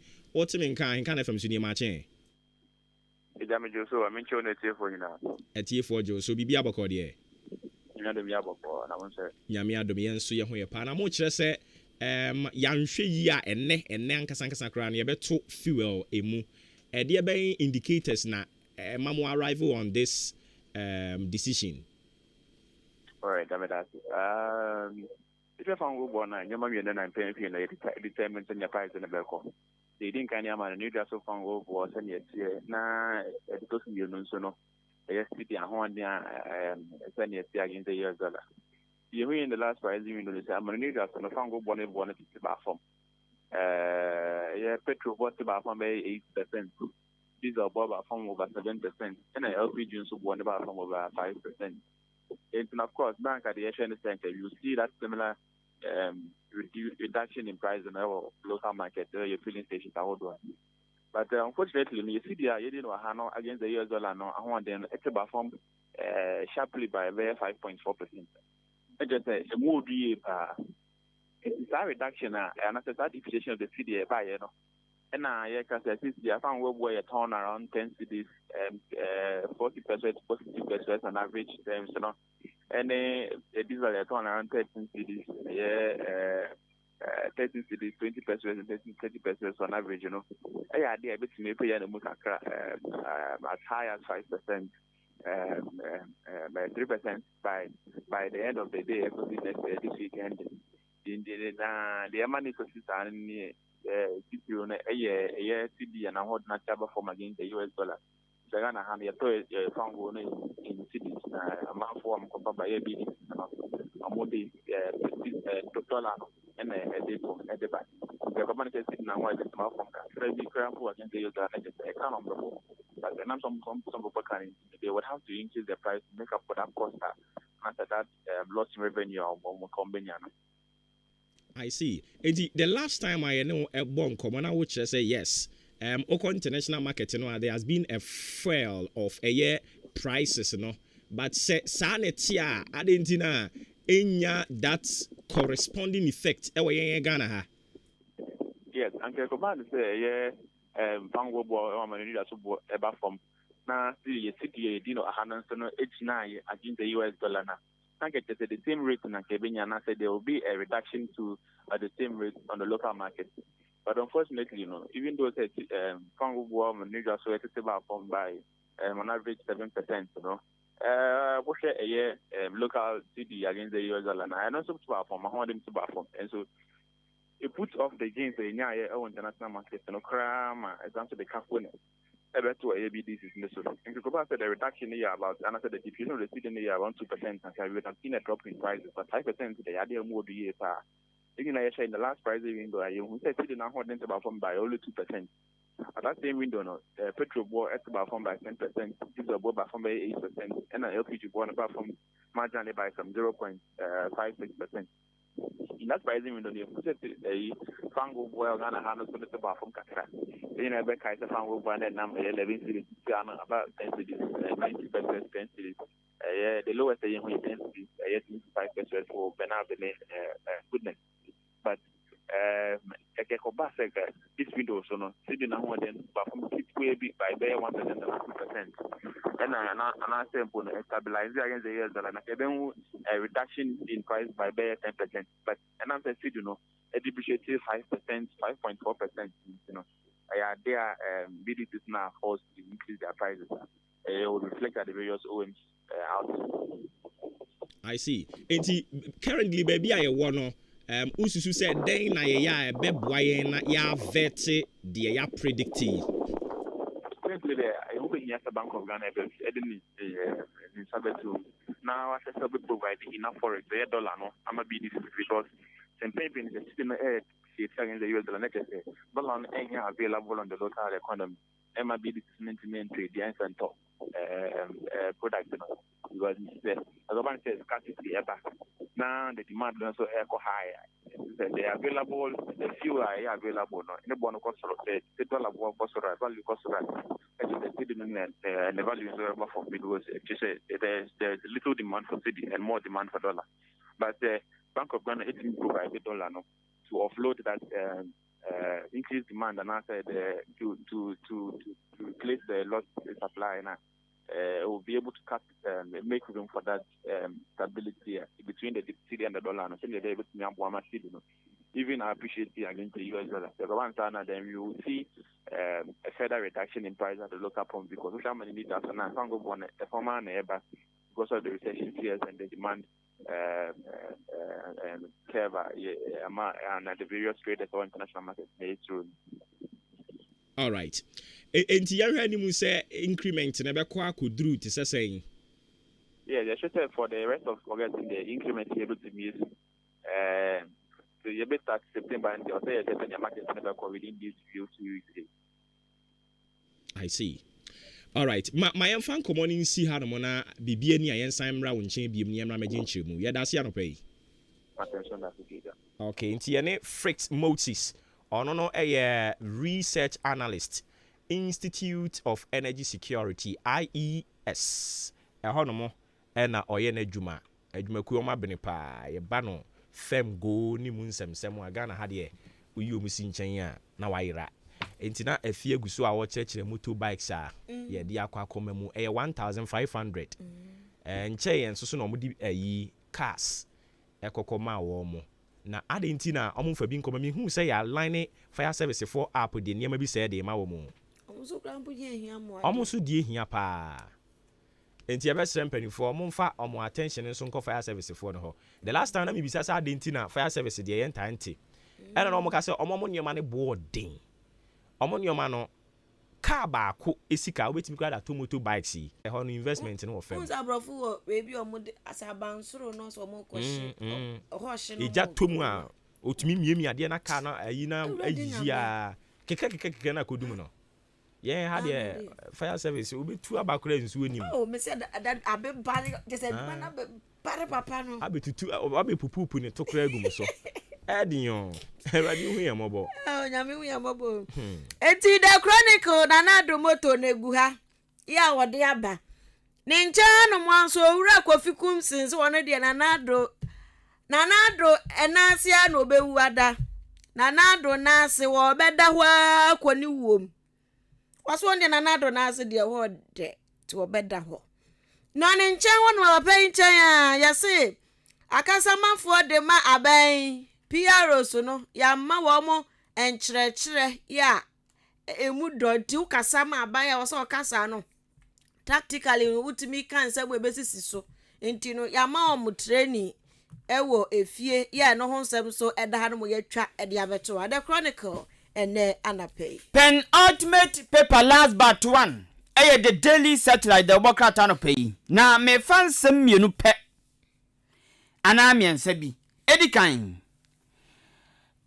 rebia oyekwani efe no kranche na odisusuye bi ato aban nanim se eka ono nko ebode bi din ose eka ono nko ka aban no enhwe na nka ye oban kronkroman eni kwa se kranko an yenye nuani fi ose nkronkran kese ankese mu nso yenye ye gardens wo ho yempa dan kese ne mfa nuani ngum yembie biat ahye tese wo fi abetumi ageban no ye garden kakra ose yesa gabebo paun sansa Ghana hwe abakose manfinhia aduasa ekwaduana nie kua ena kuto man sa ede besi mprempenti yanya ne sa yensa gabebo pa ama wo mpuso a wo mo nkura kase wo benya nuane ne fresh ne biadi sansa kontomre yakwato ebi abeka pa akwati krom ne mpotem a ebedu ngra no na aboto banti umfa bedu na atwentwom kakra tinka wo mo yebuo enkran kase mu sanka bebo pa amakua nso akonanim ni asanso anya sika frim ode owusu afri yakotorim nyamfo no na yosoafo a ohwenuane ani kayansem so emfoni abatase mi hu the daily satellite asa agba manye biem kire se Electricity Company of Ghana ECG mpenifo de ababatu dwa se krobo ne mpotem pa se nyina ma hodin be ko biem no gese wo ma hu sa mpa bambonsem ejina ne naso the daily satellite enono Any the editor to the daily dispatch the bokrata no na abusia hopes na doye enkwafo bi so de hope bibi adoye but the medium nim ye hopes na doye na hopes na doye wakwaka asam akwoto bomb ena krata yi enu so obusa question wobusa say ti wohwe asam a hopes na doye kwaka ya asam no de obi anim se wonimu a hopes na doye say Edombo abusia na one people no de wom de vice president no mu di a omo ya de pa ati omo vice president sit ya de ama wo ti that time we aso ye alankash time ti that tribalism ya be na krata ebusa say ti hopes na do ya so mo ko kan ye ena wa wo hye say executive fufra ya nya wo mo one people mo chairman ya new person new face ne general secretary so nim ye fufra na wo hwe executive o mayi omu na wo hwe hopes na do ya asem akwaka no aso break the 8 no ebeye ana asem de enyano no ewa wa wo nchen enyano no wa wo nchen hopes na do ya asem akwaka ene executive from wey wo metimi dia break 8 no na ukopie mu ewo kratafa etosu du baako ewo the daily dispatch ni mu a ho and some would refer special prosecutor wabetna so afemuani juma wodie ni no makruche ade agu no ma so betimi akopa bi apemu nsm na ncha hanom anso se na anu ado mo de alan work so enka ne se kuma se de jaja alan na titafo ye work chenchire nche bia na watwi mu de work no ajibu Enumu na yi hopes na do ya asem yi ko free ba ye ya say aye he na saya se ba o mia so kono so de ne work bi ba emre na so work eno so yes ene de antentam wo ma yi ne to take about me so kwa ye fake health work bi wo e wa santimantem so ye ne to ye yi ne to wada ha no sere wo mo so ye yi me to da be me ya warm up me ba na enchan ma ba wo ya semu ada ga na mampani abedi e Dr. Alhaji Mahmudu ba wo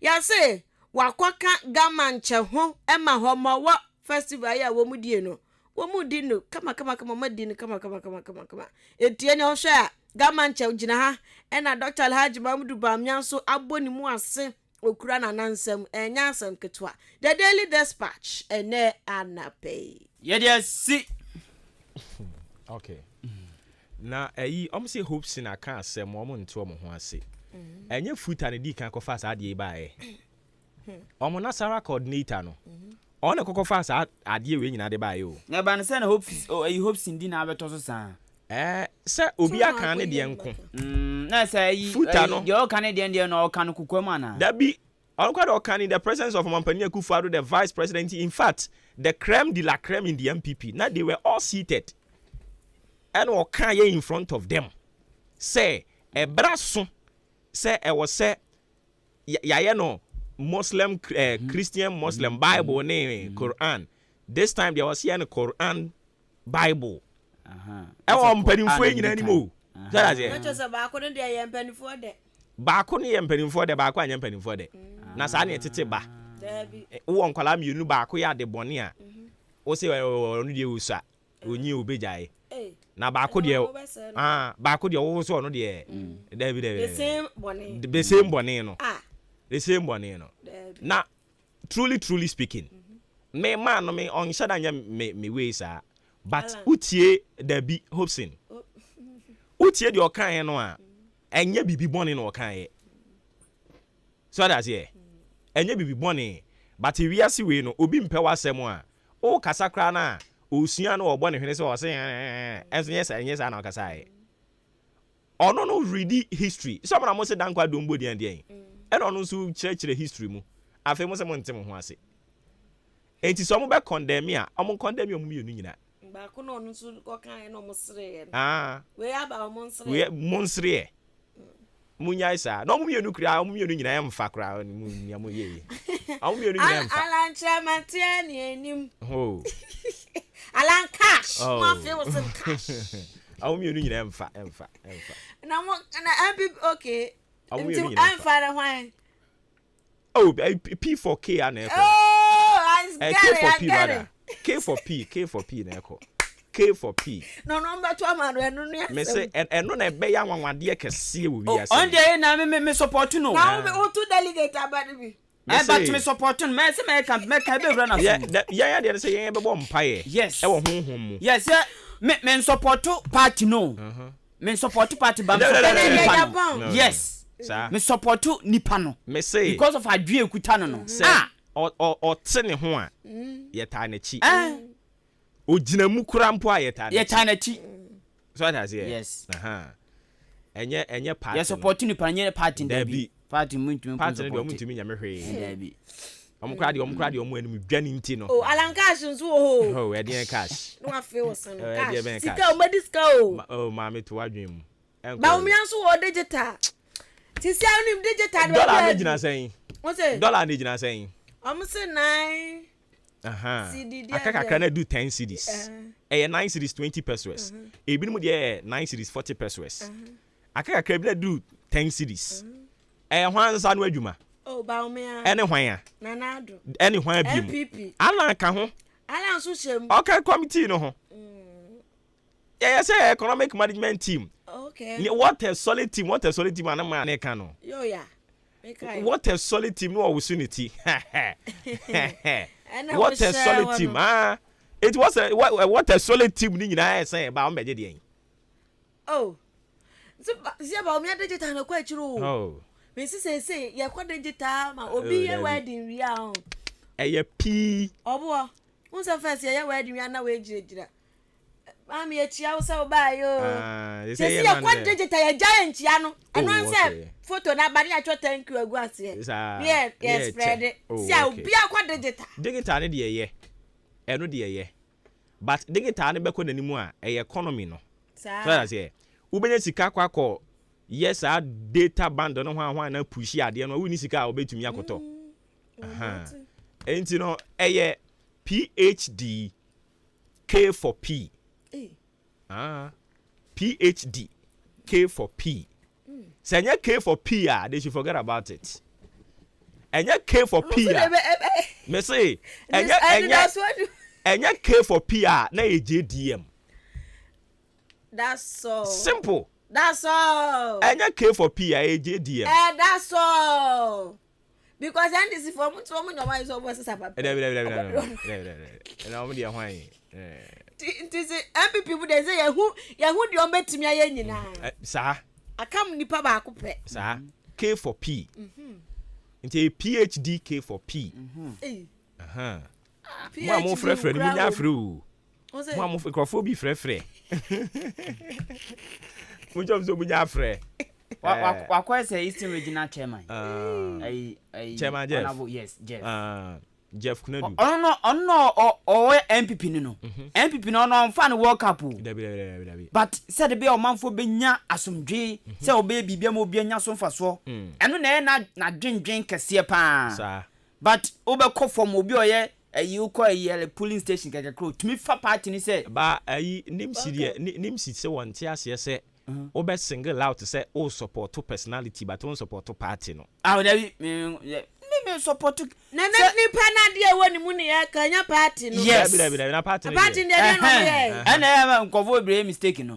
Say de o de appoint kra be jo painting color say ya. Eno mo ne demonstration ya o mo keka nsema kese yi. Eno mo ne any demonstration any demonstration nsema kese yi. Enti no munya ye de ye den aye say no. No.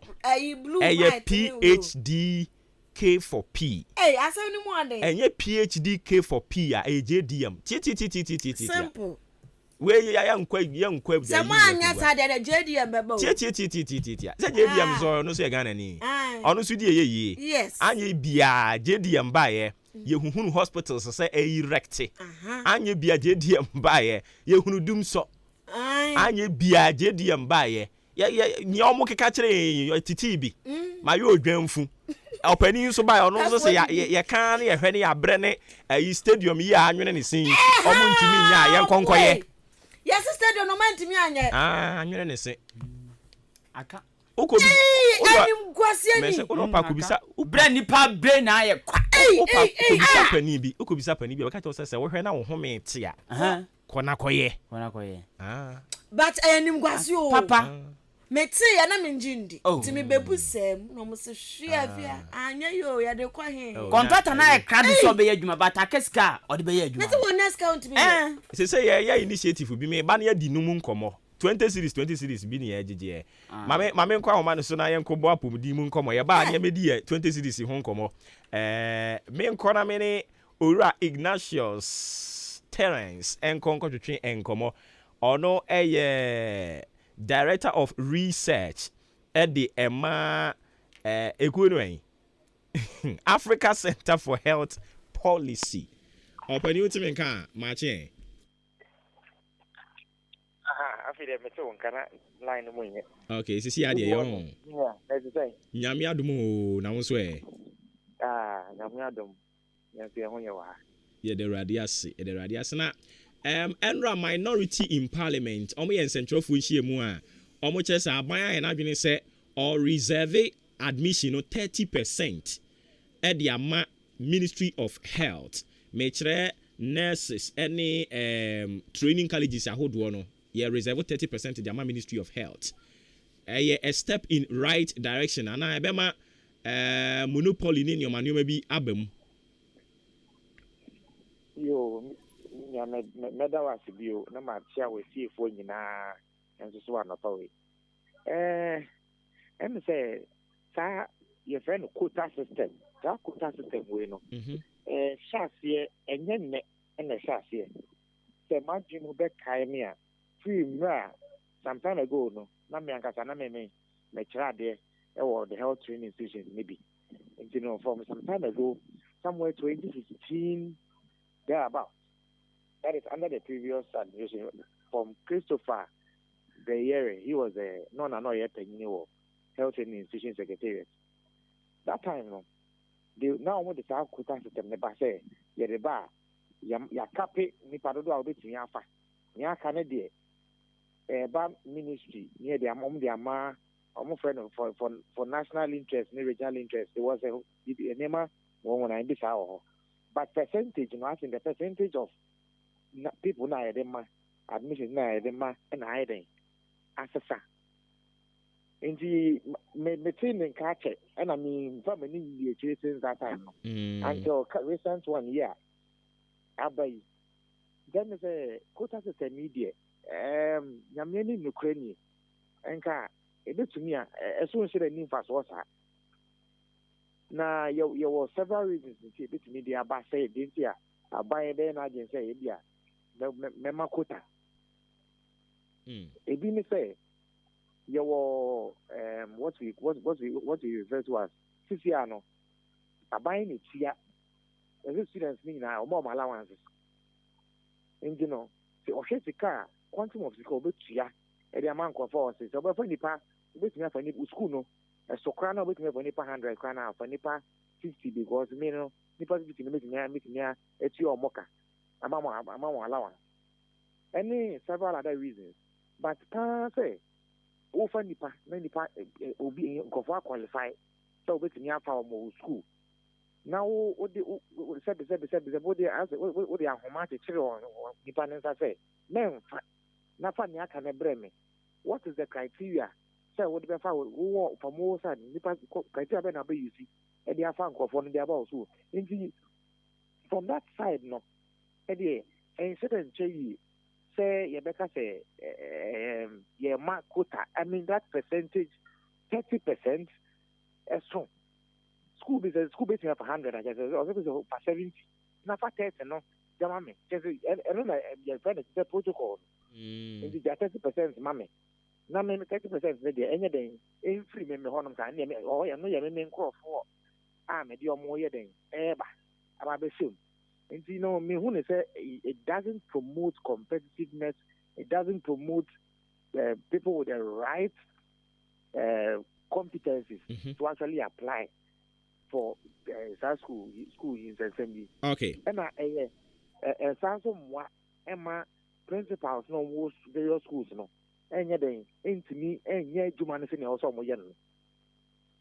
And Sisi ano yenim say Ministry of Health no institution nipa ne yemu adwuma nti ye reserve the ama hwan is it a minister is it a director general and hwan ye reserve sa 30% di ama no say me share letter now ministry nature no chief director sign for the minister nti so or reserve or on reserving from a minister no as a person per se or reserve am a ministry no ama send your money there this ya me no one can say that pembre ne ko bi fa mo say that 30% the mom no omo de ye de na say na wo ka say omo free a reserve ya che na eno no mo de ye den previously no mo de ye den no reserve ya reserve the amount for reserve it be at 10%. That was it was never more than 10% of it. Now it's not once a year. Into the reserve 10% of admissions for national and regional people for the regional interest, national interest. You know, along the chain, although it's always a ministry, no. It's not just going to be for the ministry. In the whole chain, no, if you are not MPB or baby, DCB or baby, when you be paying or be another use, and the whole group. And I'm more careful, almost Jibo Manaka, I bet ministry. Because ministry, no, and the authority in charge of that unit, no, I health training institutions unit. Oh, I see. All right. Inti for now no say minority nsem omo kan amfa na yet empanimfo ka say yes said dey be nyina nim say minority will have their say, majority will have their way. Majority have any way more as an organization and then amobeye. Me say den kakra. So ni den kakra ne say yo oman bi mu a yo oman ya yeti mu yi akọ ba say enema for advocacy. So we advocacy for enema no. I hear very difficult because you can easily be your brand or your target to but it doesn't prevent us from also talking. So the only thing that we can do, and that we also keep doing, is that as a body, we will continue to talk about it because some know what I say. Yeah, home meeting and home meeting and we happen paying for us friend and a baby home come on hand say. Yeah, home meeting.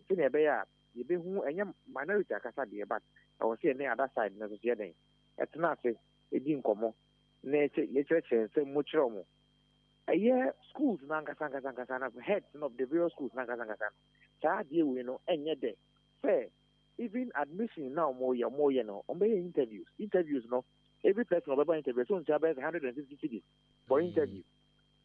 Proceeds never back from all governor interview no see on for 34% of gross neto. So what you know won't she unyante obey of way in every moon for 34% Fabra Ministry of Health directly.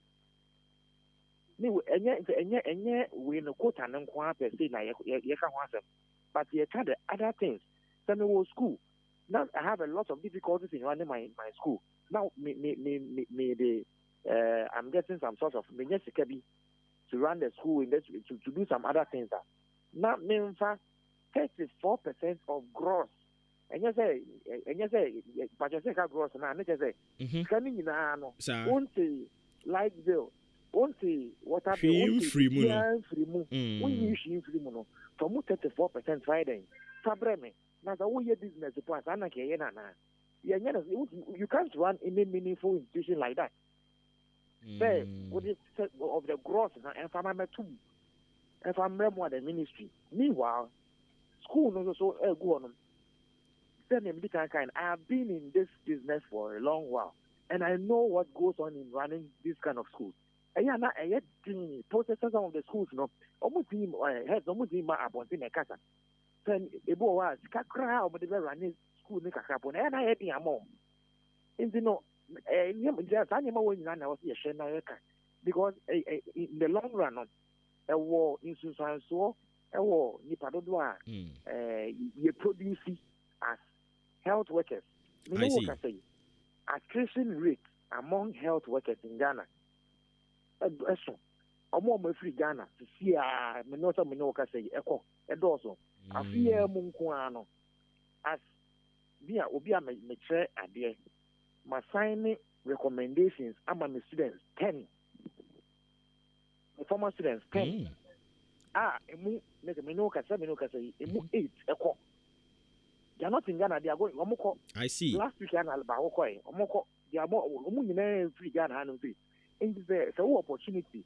So the big training, opportunity, so the motivate and Crawford, or more training, opportunity, schools, so the more kind, among making operating, among improving on the standard of healthcare in the country.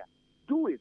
Don't go and never find business advantage or monster, and almost mean Yajima, because never when you know Kahubi and a higher mind. Yeah, the health professionals, I put it on Ghana and Zim. You can't the quality now, and quality in the because almost free Ghana, no more US, almost UK, near that place, some call Yajuma. Almost needs to team perfectly, almost Yajuma perfectly. They are always doing well outside. I didn't think that you see Hanum say, nah, your man, your man, getting when a higher as on our mind because of a certain policy that a yama where a policy. You don't even need a law or something for this. You just need a simple policy to help address this issue. I see. Okay. Not just say clearly more stance and say Sabani toko sonania oyen oya or best repe institutions no more autonomy ebasa no ebe encourage brain drain na wo ka ho asemi. Oh yes, encourage na ade ba ko so a heads nankasa ka mani age ho ene say we ni nyina ne fire by no e free aban na ade say obetua teacher nursing training allowances enti no ye won krofo bi a yebetumi afa wo yebetumi ati omo kan ya ka de enti enti omo kan ti memo mfa wo sa enti ubeshum na 30% na omo kan no ebi pa na enye 30% nya na omo de man krofo ebi ano mo pe kwan bi so asa de ati number ne so ama aban etimi aka enya sika edi atu asa 70% na omo so mo fa omo no me who they say that might be the reason, but at this point now, means me can't some more fine say about the noon, but that is my youngest thought as an institution looking at the trend of issues because since an economic indicators and yet yes, the crime be so they are cutting down on expenditure, and one of the key expenditures for this government, paying of the necessary and teacher training allowance, which is not even of importance at this stage in our development as a country. And also, extremely fast. And think that yet, principal no air cano, say, anchor, ebeya, Udia, say, Ubet near Tia, 70% cry allowance, nagging Yakan, mean Tia. Fauni pano, Nafatun and him say, Momo dear, Ebia, ye bet me a family, and I was Yamam allowances, only panic to me, and never no idea. No, I know what training. O capino so matter. Oh, have the normal and have healthcare delivery in the country because as a country, the healthcare worker to population ratio, as of healthcare workers or Ghana, any population ratio now, it moves to papa. The fact if you are down in important, now my kind or down the part of the world down any area holding now, now me share. Healthcare workers or any population now. Omu ye chama oma enso. I see. Enso check. Into these are all things I want to share how to improve on the access to healthcare education in the country and not to actually stifle the already burdened system as a country. Okay, I think that point to me very clear. And here the basic abibi any besan baby mira. All right. So Ignatius Terence, say a director of research, Africa Center for Health Policy, and Yanena Country and Komono. And this particular issue, we will talk a bit more on it. Minimum humi na fe minimum coin. See, I know your contribution. And Chevenyan TSS the mobile money number be the bet for abonting. Yeah, pay any pa 5,000. Any pa 5,000, you know. Ubia send it. 20 Ghana cedis kura no a stadium ni ebetimi aye. And I don't know who is in charge. I'm ready to pay mine. Menim no in charge. The in charge no mra meje me de. Nya asem ne enka. Ka de ntina wo se ye kopo manfo chew sem menye contribution. Yenhwe say ebo mu ebenya he. Ebo mu ebekọ nanim. Omne ayi manya ne tese so omne contractor no. Akasa say nipa 5,000 20 Ghana cedis no. Ebeso ana wo se ebetimi a complete project no.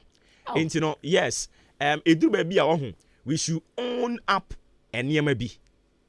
Enti be ya nije empanimfo no nya te se oh Chrome man craft from so.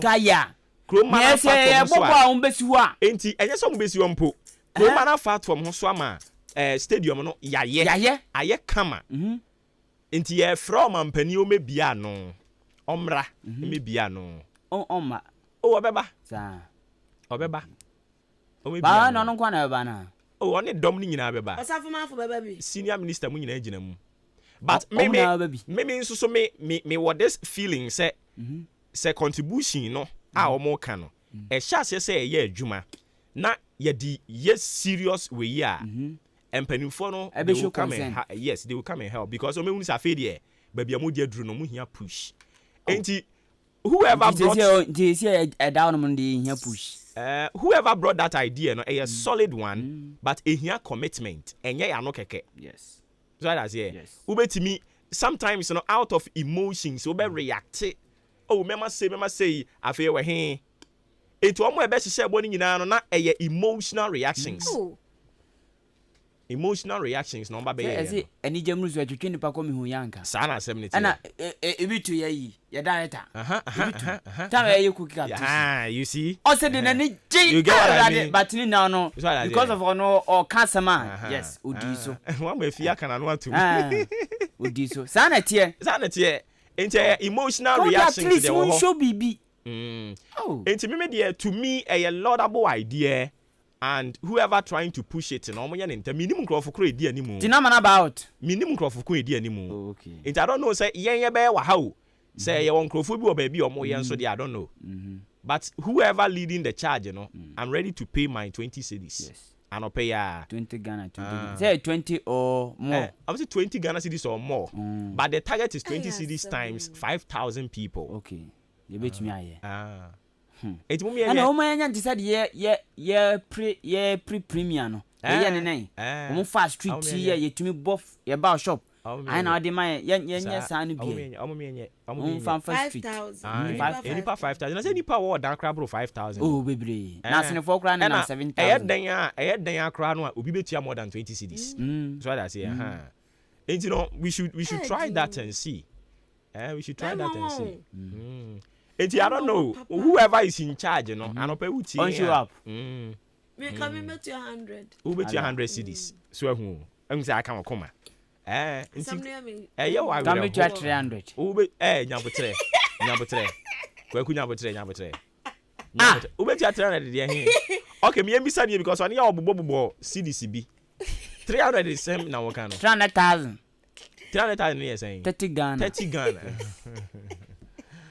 Who wait you 30 Ghana? I met you. Enti sisi ya fi anya no manya 150 sisi 1.3 1.5 1.5 oh 1.5 enti whoever is in charge meaning mahu say as a dan citizen na e posti mahu say o posti bibi say meaning so no na di animu say hwan yo Malik nso ka ho enti mo amoye no mo ye nhia na ye take it serious na say ye talk kra no a ni odi anka ye yenso yemfa to yenso nye bi wa ha we will get more than that within a week ebenyeska simple kra enzi no sisi aso komu nya sasika no a enzi comment me aye yeah contractor say omu enipa 5,000 na so obi etua 20 Ghana e betimi a complete project no sana contractor na eka ana contractor so mo de ko baby almost yi match na ko be eduna ze ya da bia mo ha eni nyina is about money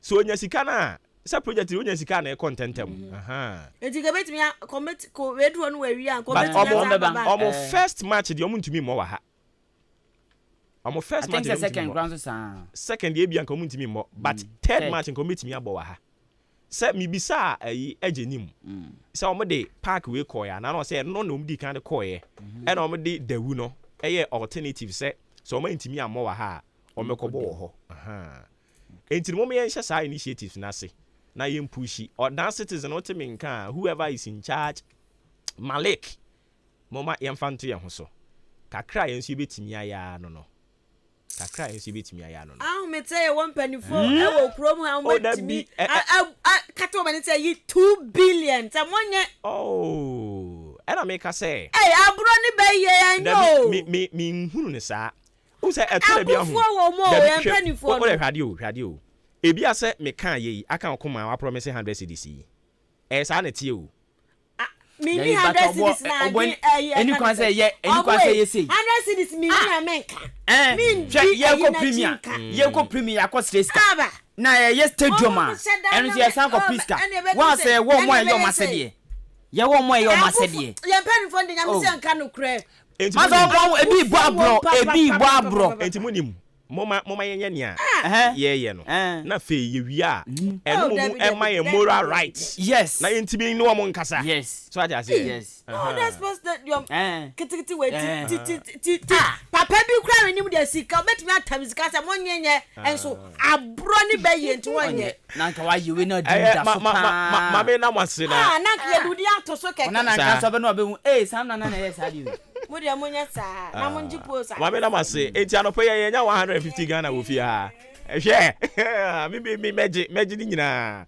Okay, ma me kwa ma na me Dr. Dennis Edu Jesse or your PRO Association the Ghana Association of Medical Laboratory Scientists on the Casadema Womo. Doc, Otimin can of pay, I can from Sunny Mache. But your major was a party, of course. A T4 Edge, so I don't know my own Pomoko. Yes, Adam, you think comedian, you be able to call. Okay, Yami Adum, yes, you're partner. Once someone who can in a twitching for Faso Kakase, COVID in Ankasanka or ho, and I'm also saying upgraded testing. Yo, COVID, not yet.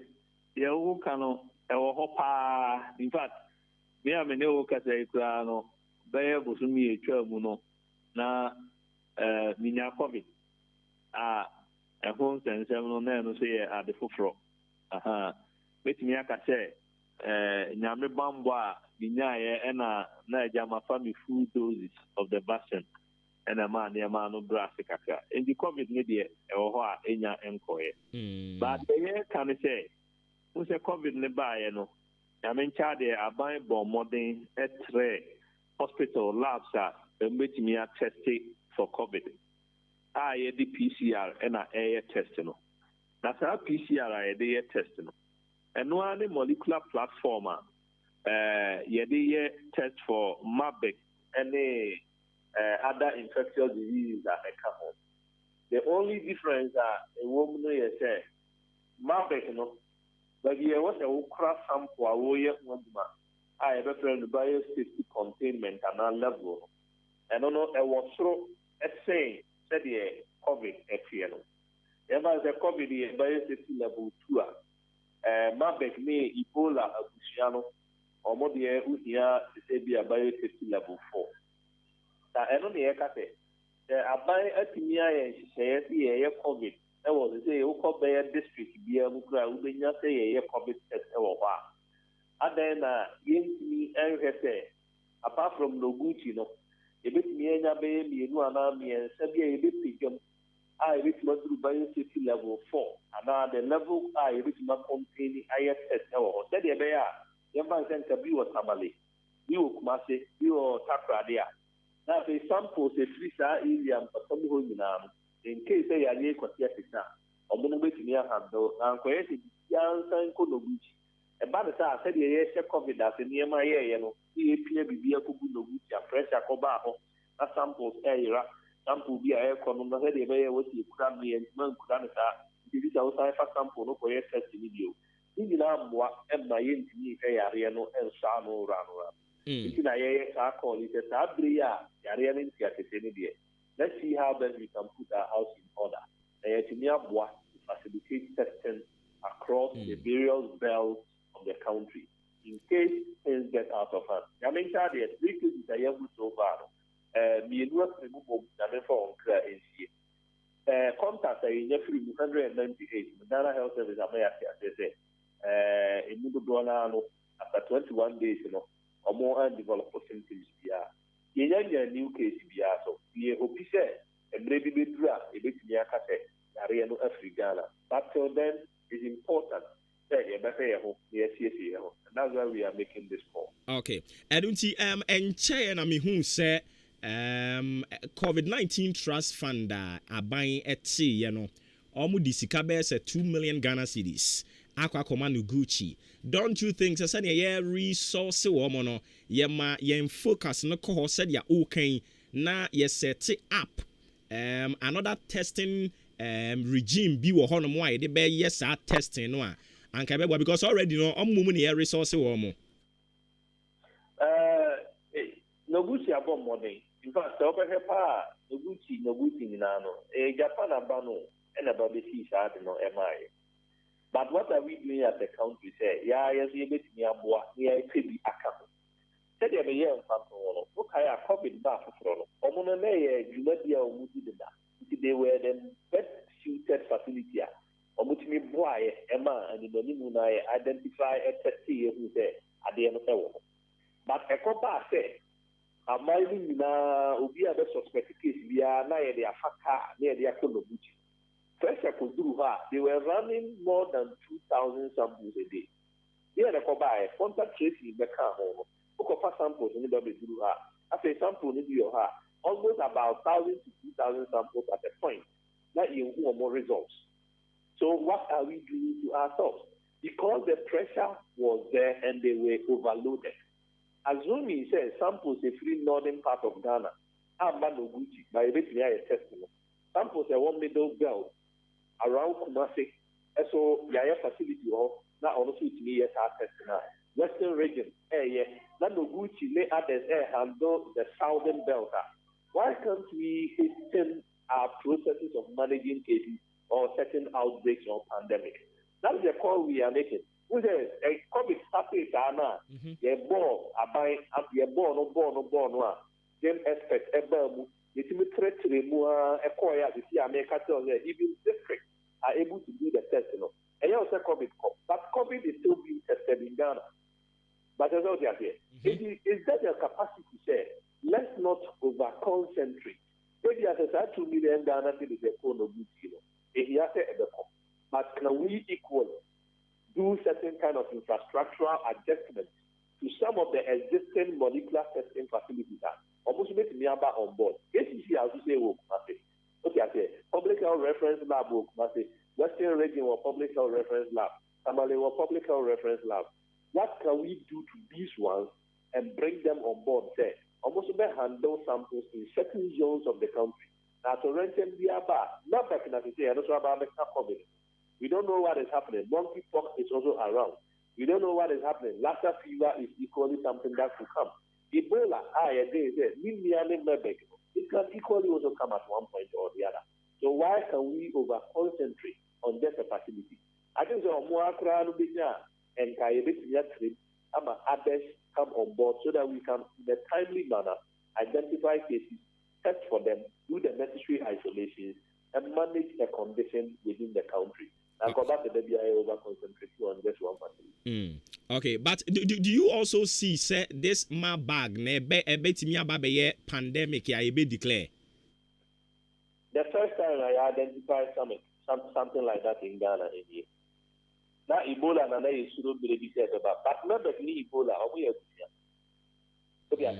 if you identify big since then 1967 the first case was identified in the world. I say that the PA of Ghana. I PA of Ghana, this is something that the case fatality can range up to even 90%. As a different 100 and we are for pain a word to so it's not something you want to joke with it. Any treatment, any vaccine. The best way is to prevent. How do you go with prevention? Prevention is that once you identify a case in a timely manner, you get to know the contacts, isolate them, test the contacts, and monitor and see why they develop signs and symptoms, so that you prevent others from also getting infected. This can only happen when you can quickly do a test and know the way will be another way. So why just add that say that you will be after them, you have a sample. That echo, they 1 week and kind of results are bad and say, we will be the way we be here.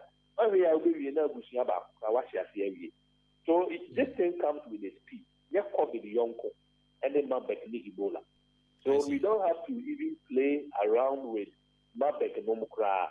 Yeah, but modern say that the Ghana Health Service can any new case if you have. A bit in Yakana Hotel here. Now almost running the full course of their observation. Almost will be and develop signs and symptoms. Now, it means a big crana and our community, a big cry, a be almost free by. So we don't know what is going to happen. These are things that you can't predict and say, so beyond the second number, but for the first time in our history, we have it. I see.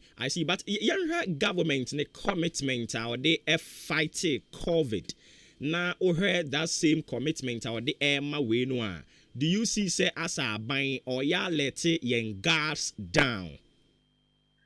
No, I won't say that at all. In fact, heard the global and international community or more about Ghana for Abasho. Because the Libya, Yare, PA, that's here to see. The Ukraine, PA, health workers or contact with all these patients near the other. I mean, I think they really had a necessary protection and the precautions are more fire. They be in our boy and our my area anti-official. We would say the management has been great and the commendation over a system in Mukrama, I commend the Ghana Health Service, the government and the ministry, as well as the FY with all the professionals. But the point is, it was CCA and CCA. For now, we can't say commitment, or we are letting our guards down, maybe. However, this must come to tell us about the near their day and all the precautions that the Disease Surveillance Department of Ghana Health Service and they Mayan and then say, and prevent these things from coming. Burkina, our conditions of their own. Togo, our conditions of their own. Cote d'Ivoire, our conditions of their own. Once we keep traveling, as you say, you have a global community. We will have next. Now, countries there and Sanaya or Paswanzan or Ghana. So you don't know when somebody is going to pick something anywhere and bring it back into the country. The best way, which my understand, the diagnostic surveillance measures will have to be strengthened. So they will be yari, not by hospital. Young malaria. Then we will take people through the full strength of diagnosis. Why am I because Mabeka aircraft was only malaria, typhoid, they give similar presentations at the early onset. If you are against malaria, now no malaria 3 days. At 3 days now, no malaria. That's a Mabek, now one for America, and one Shanwa. Or more now they are more. And some of us will be familiar with it. It becomes difficult to even trace. Okay. So we rather will have to strengthen our attitude, health-seeking behavior. Always going to over the counter to get treatment for the they report all sicknesses, especially in this time. And what back around this time. Super. Enti yede besi ya doc bibia ni ebesan ba biem. Okay, enti yene Dr. Dennis Edu Jesse oye customer for the Ghana Association of Medical Laboratory Scientists. And yene ne kokobo en komono Psalm 58 minutes into 8 a.m. 8 a.m. Jimedi aguso awutie no eye Maakye. Me pacha wo menso ofremi oboba ofori amanfo and Kotoku Sports Stadium contribution no. Yes, it is possible. Say yan relent on our effort. Na yekasi yebeye.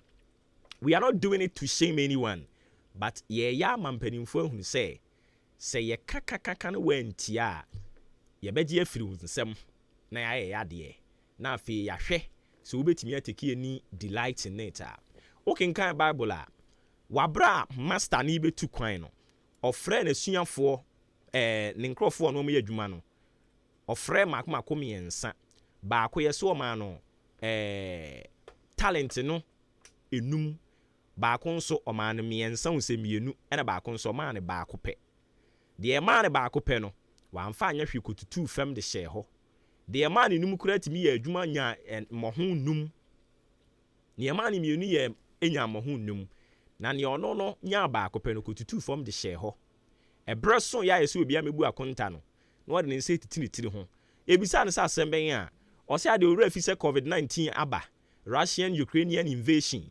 Maakye hwan ɔde hyehyɛ ahum ni aham na fei ya gifri ne nsam ɛne yɛde ma wɔn a yɛde ma wɔn ɛkɔkɔ bɔ bra na nɔpa yi ne ya meka ne sɛ yaka wɔn asɛm aka empanimfo sɛ ɔmo nya yɛ no ɔmo ntwe da awere bia sɛ de Ghana fo de yɛ mo yɛ na yɛ kase yɛ ma ne yɛ fɛ no 20 kakra yɛn so yɛ platform a yɛwɔ yi yɛde be push sa agenda no na yahwɛ de nyame bɛyɛ me dem wogidi say when we do it something positive will come out. We should try it.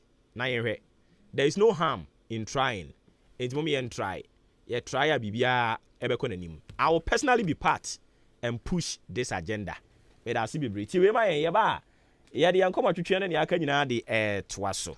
Ghana Ekuafue Adama West Africa emamo adwuma o Adama West Africa eye agrochemical company wo Israel na watena se ahwehwem ahunu se Ekuafue tom ne bia emfue timi gimafuo nyina de boso ne titiru ene esre se esre na agi wafuo aboso dia ene na mekamfo agile de ama wudua no bi te se enkruma tomatoes nyadoa watermelon meko ayoyo anafe abroba abra esre na fifi fofora eba no hwehwe agile na first spray esre so ansa no watu akwa akotim anasa wo de watimi mpo awie no na wo de agile spray esre ni nyina so hye no so mema esre ni nyi bebre ansana de agile akwa spray so de hia sa wo behwe 10 tomatoes eketo ano no ahye ba akopɛ de agu kafukafu afidie yi mu na du ensuo 15 liters afra wo de spray pɛ wawie wadwuma sa wo de agile spray wafu ase a emma enhyerene a wo no ban na agu no entingu eno achi no ekuefo mo nso dua bibi te sɛ beans enkate ana fe so ya beans no mo nso hwehwɛ vezil ekunfue na se prekopɛ edi free sa no be yi ase de sɛ wo ye nie unya hu sɛ enfue na hyase e ba pɛ hwehwɛ vezil na first spray na sa wo de spray so pɛ ubetu enfue na se nyina wo to vezil a betimi de spray wafu na se empre nwotwe eno kro ya nso spray 1.5 acres eya no afa 30 mils ana se obesusu atre ye dididie no miensa na wo de nsuo 15 liters afra benya bia to ewo agrochemical shop bia eben wo Ghana fa na nyina ana se wo befre 0544 325 030 ana 0270 575 030 Adama West Africa Ghana Ekuafo ye jimudi.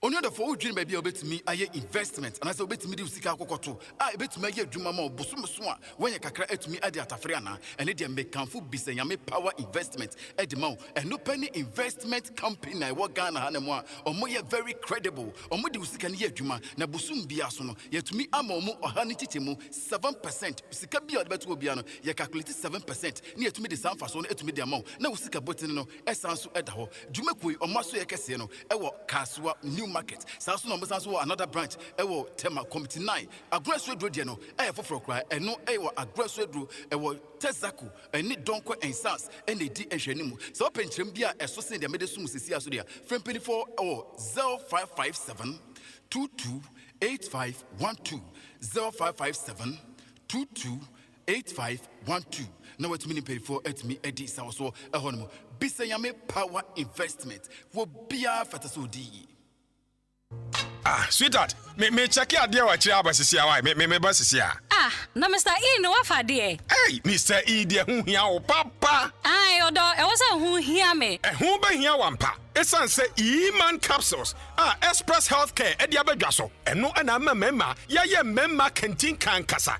Obi a sexual weakness, low sperm count, and now with the boy near Kakrabina and Nabeseko, Kojoto, and now prostate disorder be an how no, me pacho, E-man capsules, aka Mr. E. And my way Bema Musese, E-man capsules, no, Yasemu Kinan Kasa, Amaunumua Bema, Obabajuma Brika. Express Healthcare, and the E-man capsules, and Mema Dromapa, Ediaba, Nanuachino, among the Express Garlic Bitters, Adiabajaso, Obia asthma, diabetes, stroke and how, high blood pressure, and na bia wo nan no anxiety triti kakra no ana waya kese abroso no express garlic bitters ebema oswate E-man capsules emema dia express garlic bitters emani memma ne nkoda nyina numbi nanso de onu fie dumienu entimi numbi wo hwehwe express healthcare no watu dodo a ko adenta pantan ewon kran akimoda ochiniba Kennedy Drugstore LB Amwafo always Kede Repair Pharmacy Martin Kumi Accra Kings Walk Heba Posh Ventures and Harrows Heba Anafre 0244-866-240 Express Garlic Bitters.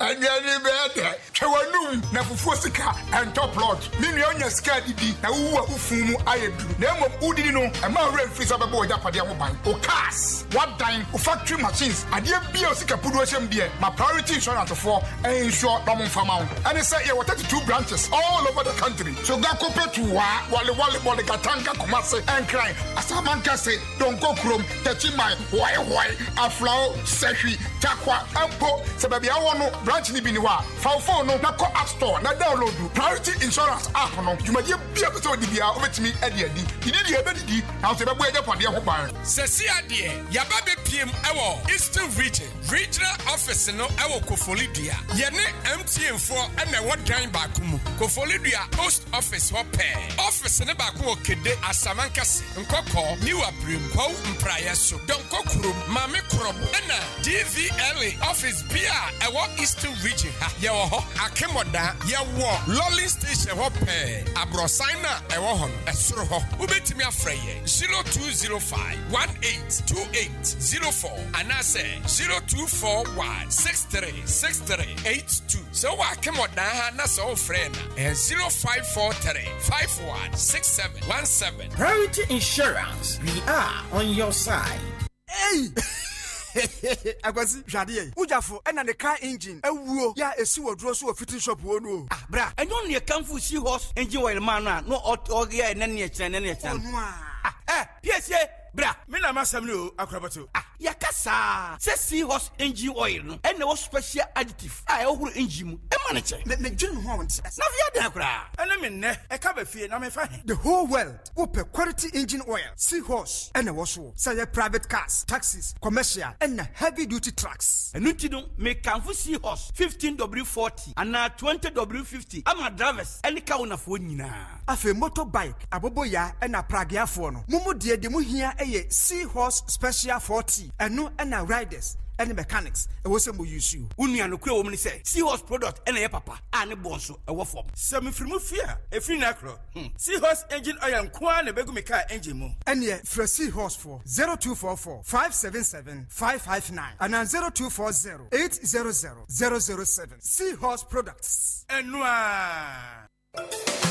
adwumayɛfoɔ me ma mo ayikɔ yaaye na fɔma wɛ master me wɔ ha na nanu cement a mekɔtɔ ma mo sɛ momfa nyɛ adwuma no sɛn ɛna fɔma wohu cement no oh master wonim ade papa paa that's right unisam cement a wokɔfa baayɛ no sɛ woto tiles o sɛ wobɔ pras no sɛ wotwa blocks o sɛ woto blocks o ama yɛ adwuma ayɛ mbrɛ unisam cement that's ramate sɛ woyɛ mason woyɛ labourer woyɛ foreman na sɛ wopɛ sɛ w'adwuma yɛ fɛ yɛ akɔnɔ ne gyina pintin dia that is the product unisam cement yɛwɔ bɔtɔm ɛna pepa mu die na sɛ obi pɛ cement papapaa sɛ ya ɛhemfa no bɛnya bi ato sɛ wopɛ unisam cement bi atɔ ɛwɔ akyem dane ne mpatam ha wobɛkɔ some cheese enterprise yɛwɔ amantra yɛne dukes filling station ɛna di nhwɛne mu frɛ yɛn 0243-583-190 ɛna 0540-659-865 sɛ woyɛ mason anaa foreman na wode enipa bɛtɔ cement baburu 50 bags so a yɛkyɛw adeɛ free samchi enterprise ɛna di aba akyem dan amantra yɛne dukes filling station edi nhwɛne mu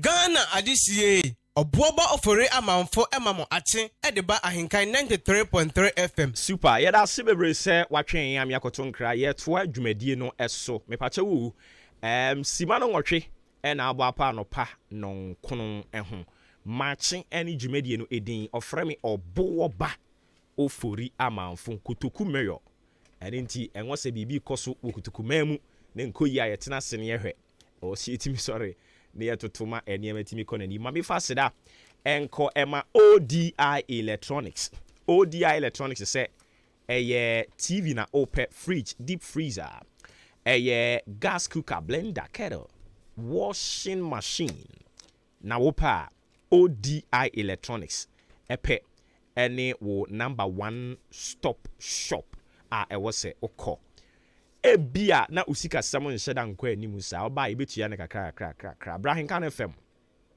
sign down ho policy no fa ho bekyɛ mu bi na won so etimi etua ne kakra wani ba ho so no metua wie na ne nyinaa yɛ wo dia ODI Electronics ɔsɛ maba ama yɛ ho atɔ yɛn yɛ wa AHENKAN933 dankɛsie nim enti mumra na yɛ nyinaa yɛn kan bom ne yɛn business no ebiom Jubilee Hospital sɛ outpatient service, inpatient service, laboratory, pharmacy, antenatal care, postnatal care, theater, maternity, ultrasound and ECG scan, counseling, eye clinic, diabetes hypertension clinic, canteen, insurance no, yeji ankran de and yeji ɛyɛ aban ɛdeɛ odi ane so besi mpampampa obenya kukuduru aba saa services ya me line app nyinaa yɛhwɛ ɛwɔ yɛn hɔ odi ane so obenya kukuduru no aba unya beduru yɛn hɔ pɛ yɛbenya abotra hwɛwo ama wo ho ɛtimi atɔ yɛwɔ ɔdan aboabo ayɛ amantra kwan no so hɔ a ɛna wobɛhunu yɛn 0244 575799 ɛna 0241 784645 Jubilee Hospital ɔse mabu ama yɛho atɔ yɛn Unisem Cement ɛnso so nie project na moyɛ no wobɛhia Unisem Cement Unisem Cement Ghana Limited Unisem Cement Ghana Limited Samchi Enterprise ɛna akɔfa ɛde aba Amantra Wache Junction yabesi abrosan foforo bi wɔ hɔ no mo ɛne Dukes Filling Station ne bɛn 0243 583190 0243 583190 offer sa number no a ka kyerɛ mo sɛ wopɛ sɛ wobɛtɔ cement ebi wɔ hɔ ɔmo no wobɛbɔ nkɔmmɔ yasan de iron rods abɛka ho yɛde iron rods abɛka ho nti ebi a wopɛ iron rods ɛde akɔdi udwuma yɛwɔ nketewa akɛseɛ adɛntɛmo obiara benya ne sono ne deɛ Unisem Cement ɛne Samchi Enterprise wode ɔma na ade asɛm ɔse ebi apɛ sɛ ɔyɛ agent na betu cement ne bi na akɔkɔtɔn a woba a wo nso betumi abetu cement ne bi na baabi a obi akɔkɔtɔn wowɔ ɔfo ase ayere bi asene ma nso across ne kenka ho baabi a wo bia wobɛtumi aba wobɛtu ne ve na de kɔ hɔ akɔtɔn ama ɔmanfo ɛwɔ hɔ no adepa deɛ yɛ adepa nso ne tɔn ne ho woyɛ mason ne wobɛtɔ bags no bɛyɛ sɛ aduonum ne neɛboro saa yɛwɔ akyɛdeɛ kama a yɛde bɛma wo ankasa w'ani ɛbɛgye ho boiling issues yɛwɔ de bia yɛde brɛ mu wɔ ahenkan kasafidie yi so boiling issues ɛyɛ numero 1 boiling issues bisenyame herba wenye herba bisenyame power investment bisenyame power investment ɔno sɛ menka nkyerɛ wa no pɛi sɛ ebia na nyame ayɛ adom wanya sika kakra wopɛ business bi na de akɔhyɛ mu sɛnea ɛbɛyɛ a ɛbɛwo ɛde ama wo enti wopɛ sɛ wobɛ investe ɛmfasoɔ na wobɛnya no obroni fɛ no dividend na saa dividend no ɛno no na meka kyerɛ wo sɛ woyɛ investor na wode wo sika ɛbɛhyɛ bi sɛ nyame power investment group anaasɛ company yi mu a wo capital na wode ba bɛwura mu nti sɛ bi a yɛtɔn gyene asɛm ka wo ɔsɛ mepɛ sɛ mede me sika bɛhyɛ mu na mode momo nkɔ so ntɔn gyene no mempɛ sɛ mɛtɔn gyene no enti na wode 100 cedis ɛde abrɛ yɛn sɛ monye 100 cedis no na momfa nwura gyene business na moyɛ ne mu na bosomi bia minya mfasoɔ bisenyame power investment nhyehyɛeɛ ne sɛ wode saa 100 cedis no de ba a yɛde bɛkɔfa gyene no na yɛatɔn ne kama bosomi bia wobɛnya mfasoɔ 7% of 100 cedis na wode ba yɛ na 100 cedis na yɛ ɛmfa to ho bi na meyɛ sɛ ne bɛyɛ wobɛte aseɛ but it depends sika a wode kɔ wobɛnya 7% of saa sika na wode ba bɛhyɛ mu no bosomi bia enti bosomi wei wode 100 cedis na ɛkɔ yɛ a wobɛnya mfasoɔ ɛyɛ 7% next month mfasoɔ 7% meanwhile no na capitals maame sika maame no a wode kɔ yɛ ne deɛ ɛda so da hɔ a obi amfa ne nsa nkaeɛ na egu so wo ɛde ma wo bisenyame power investment usan wei ho a ne aka nyinaa ɛyɛ kotobeku ma Kaswa New Market ɛhɔ no na yɛ main branch no ɛwɔ Tema Community 9 yɛn branch ɛwɔ hɔ Agona Swedro yɛwɔ Tesako yɛne Donko and Stars ɛna ɛdi animuhwɛ 0557 228512 0557 228512 ɛno ne number wobɛfrɛ na enkomo bi ɛwɔ hɔ no no yɛatoa so edi bisenyame power investment na yɛagye wo so sɛ everybody deserve to be rich. Frɛ Ahenkan Marketing Department no 0244 290093 0244 290093. We are ahenkan yen marketing department no one number a mo di juma. And it's all fresh number no a enkomo bia aka no yebehwe na yetumi edi ne kama edi amount. All right, inti se ohwa wo mre no a sima no du emiensa da bi edu nsia mom e na agba pa anopa no nkron eho. Yama wunya ne ntie se utility bills no omatum. Inti ye ka kire wo se ye be analysis kakra ewo eho. Ma yemfa ma wo shortly na fe yen konkodi nkomo we sisi a. Enra ena utility for empenifom ye in charge PURC, Public Utility Regulatory Commission. Omode enkrata aba abonten so a omo kire se omatoto enyinamonkane ano ene ensuo ebo emu. Na reasons are utility groups na say utilities no me kire Ghana Water Company and Electricity Company of Ghana. Reasons are omode ba ya omo kire se yento ensuo bo ene enyinamonkane abuo mu mfa ma wo mo no. Ghana Water Company no omo kire se 1, high cost of air treatment due to increasing turbidity levels. Eye brofo ye famra ye ankase ye die mu a unsempe bebre ni ye ne empanifom ye in charge of Ghana Water bon komo a omse kwan omfa so mu treating nsuo no na yenya the finished goods na ye nyina yetimi enjoy no aba be so expensive. Adenti ya 1, because of galamsey ankrofo ye nti no mercury ne nioma omde sone nsuo ni so no e wo so omoto bebre he nioma omde sone nsuo ni so no e wo so omoto bebre e ba sa nso so a eno no e your mind no e na e bear that cost ama se ye nioma omo edi sone nsuo ni so mo obi anya binom no ne boa ye den enti omo kire se due to high cost of air treatment no eno ka ho bi turbidity a omo pe ne nioma hodo a omo pese omo de nande da nsuo nani no ne boa ye den nti e wo se ye to omo ebo mu ma omo na omo nya sika bebre edi sone nsuo ni so de ma yen. There was a time nsuo pipe no ye bie ye pipe nsuo e bae no na very dirty na just say witimi say treatment no didn't go down well na eno na amamo kire say eniema omo de sone nsuo ni so no ne boa ye den eni nti e ba tumi a PURC ento omo buo ni mu ma wo mo se ne be ya omo so betumi a increase adwuma omo ye e de ama ye no. Electricity Company of Ghana so reasons omo ede eko PURC for say omo nto nkania mbuo mu mfa ma wo mo no. 1, increasing fuel prices and gas. Also omo so generator na omo de power ema obi ansa ka bi no. Omo chese fuel la omo de gum no ne bo kosoro baby omo use gas nso so gas bo ekosoro.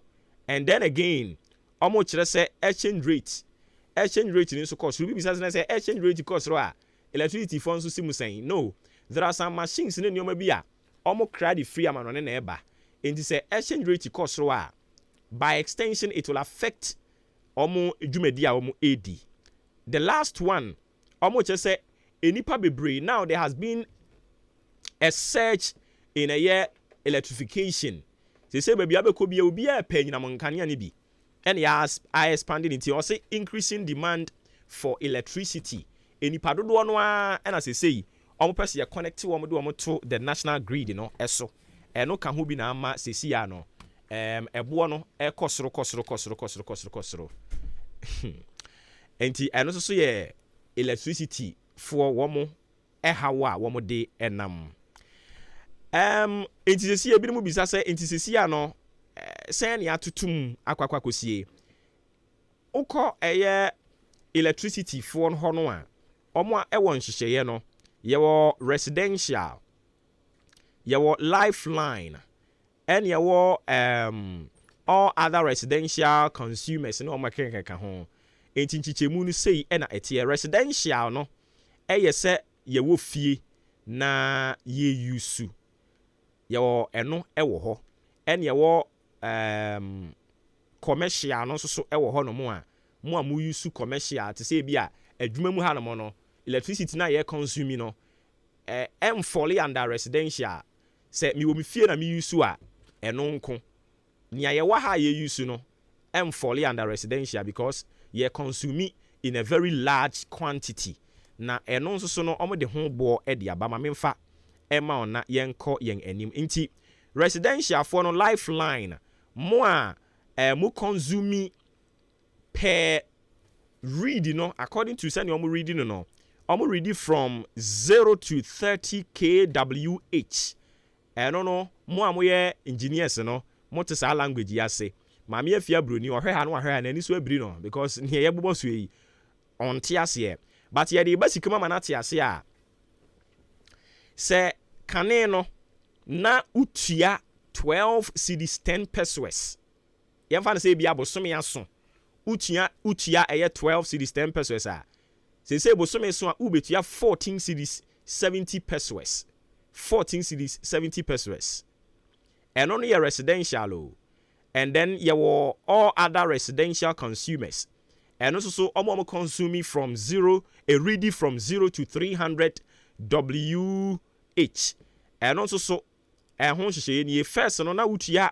85.96 Ghana cedis ya say eko 117 Ghana cedis 58 pesos inti eno so ho asem eno no me bo ne tofa ma wo watimi ate ase yi di amame a wo a wo yusu ofie eno omo mo yusu nkane ne wa adwumam enso ye kese edem wo yusu ofie a wo bo nko wo yusu adwumam a eno so obo enko na non-residential no so eno so ho asem nie non-residential entity say yen adwumam hafui se kane no na yetua 108 Ghana cedis 18 pesos a say ebeko 112 Ghana cedis 97 pesos sa ena ebeko.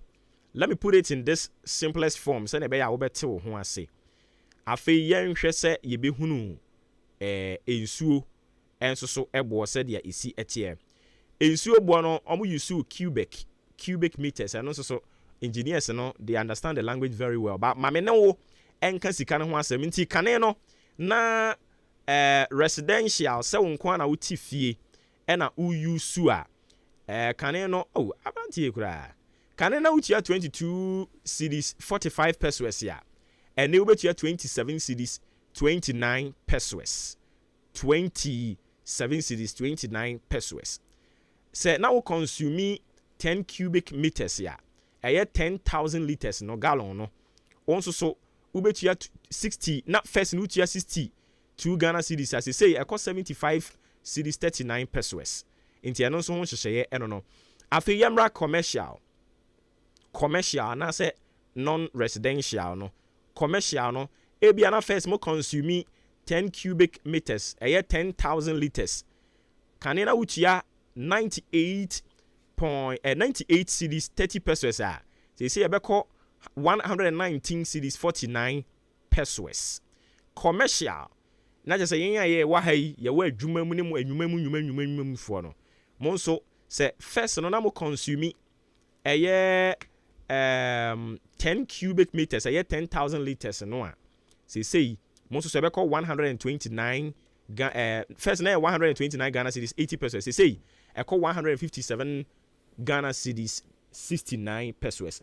Ma me nkona me ne Dr. Eric Kofi Obute, ono ne Director of Research and Corporate Affairs at the Public Utilities Regulatory Commission. Too bad. Atiatum enti yɛhwɛ yɛn nsa bɛka no na afei yɛnkɔgye nkyerɛkyerɛmu no kama paa ɛwɔ ɔno no ɛhɔ ɔno deɛ ɔyɛ technical man enti obetumi akyerɛ mu ama yɛn nyinaa yɛtumi ate yɛn ho ase eyiye no so ho asɛm no yɛhwɛ sɛ yɛn nsa bɛsan ka no yɛn sɛ nyanka no ne deɛ na nkɔmɔ ɛwɔ hɔ ne sɛ yɛato nkane anim nkane ne boɔ no but ɛbɛhyɛ aseɛ ɛnya nhyɛ aseɛ ɛbɛhyɛ aseɛ nyankopɔn yɛ adom a 1st September ɛkɔ doc wotemi nka fam so ni ma kye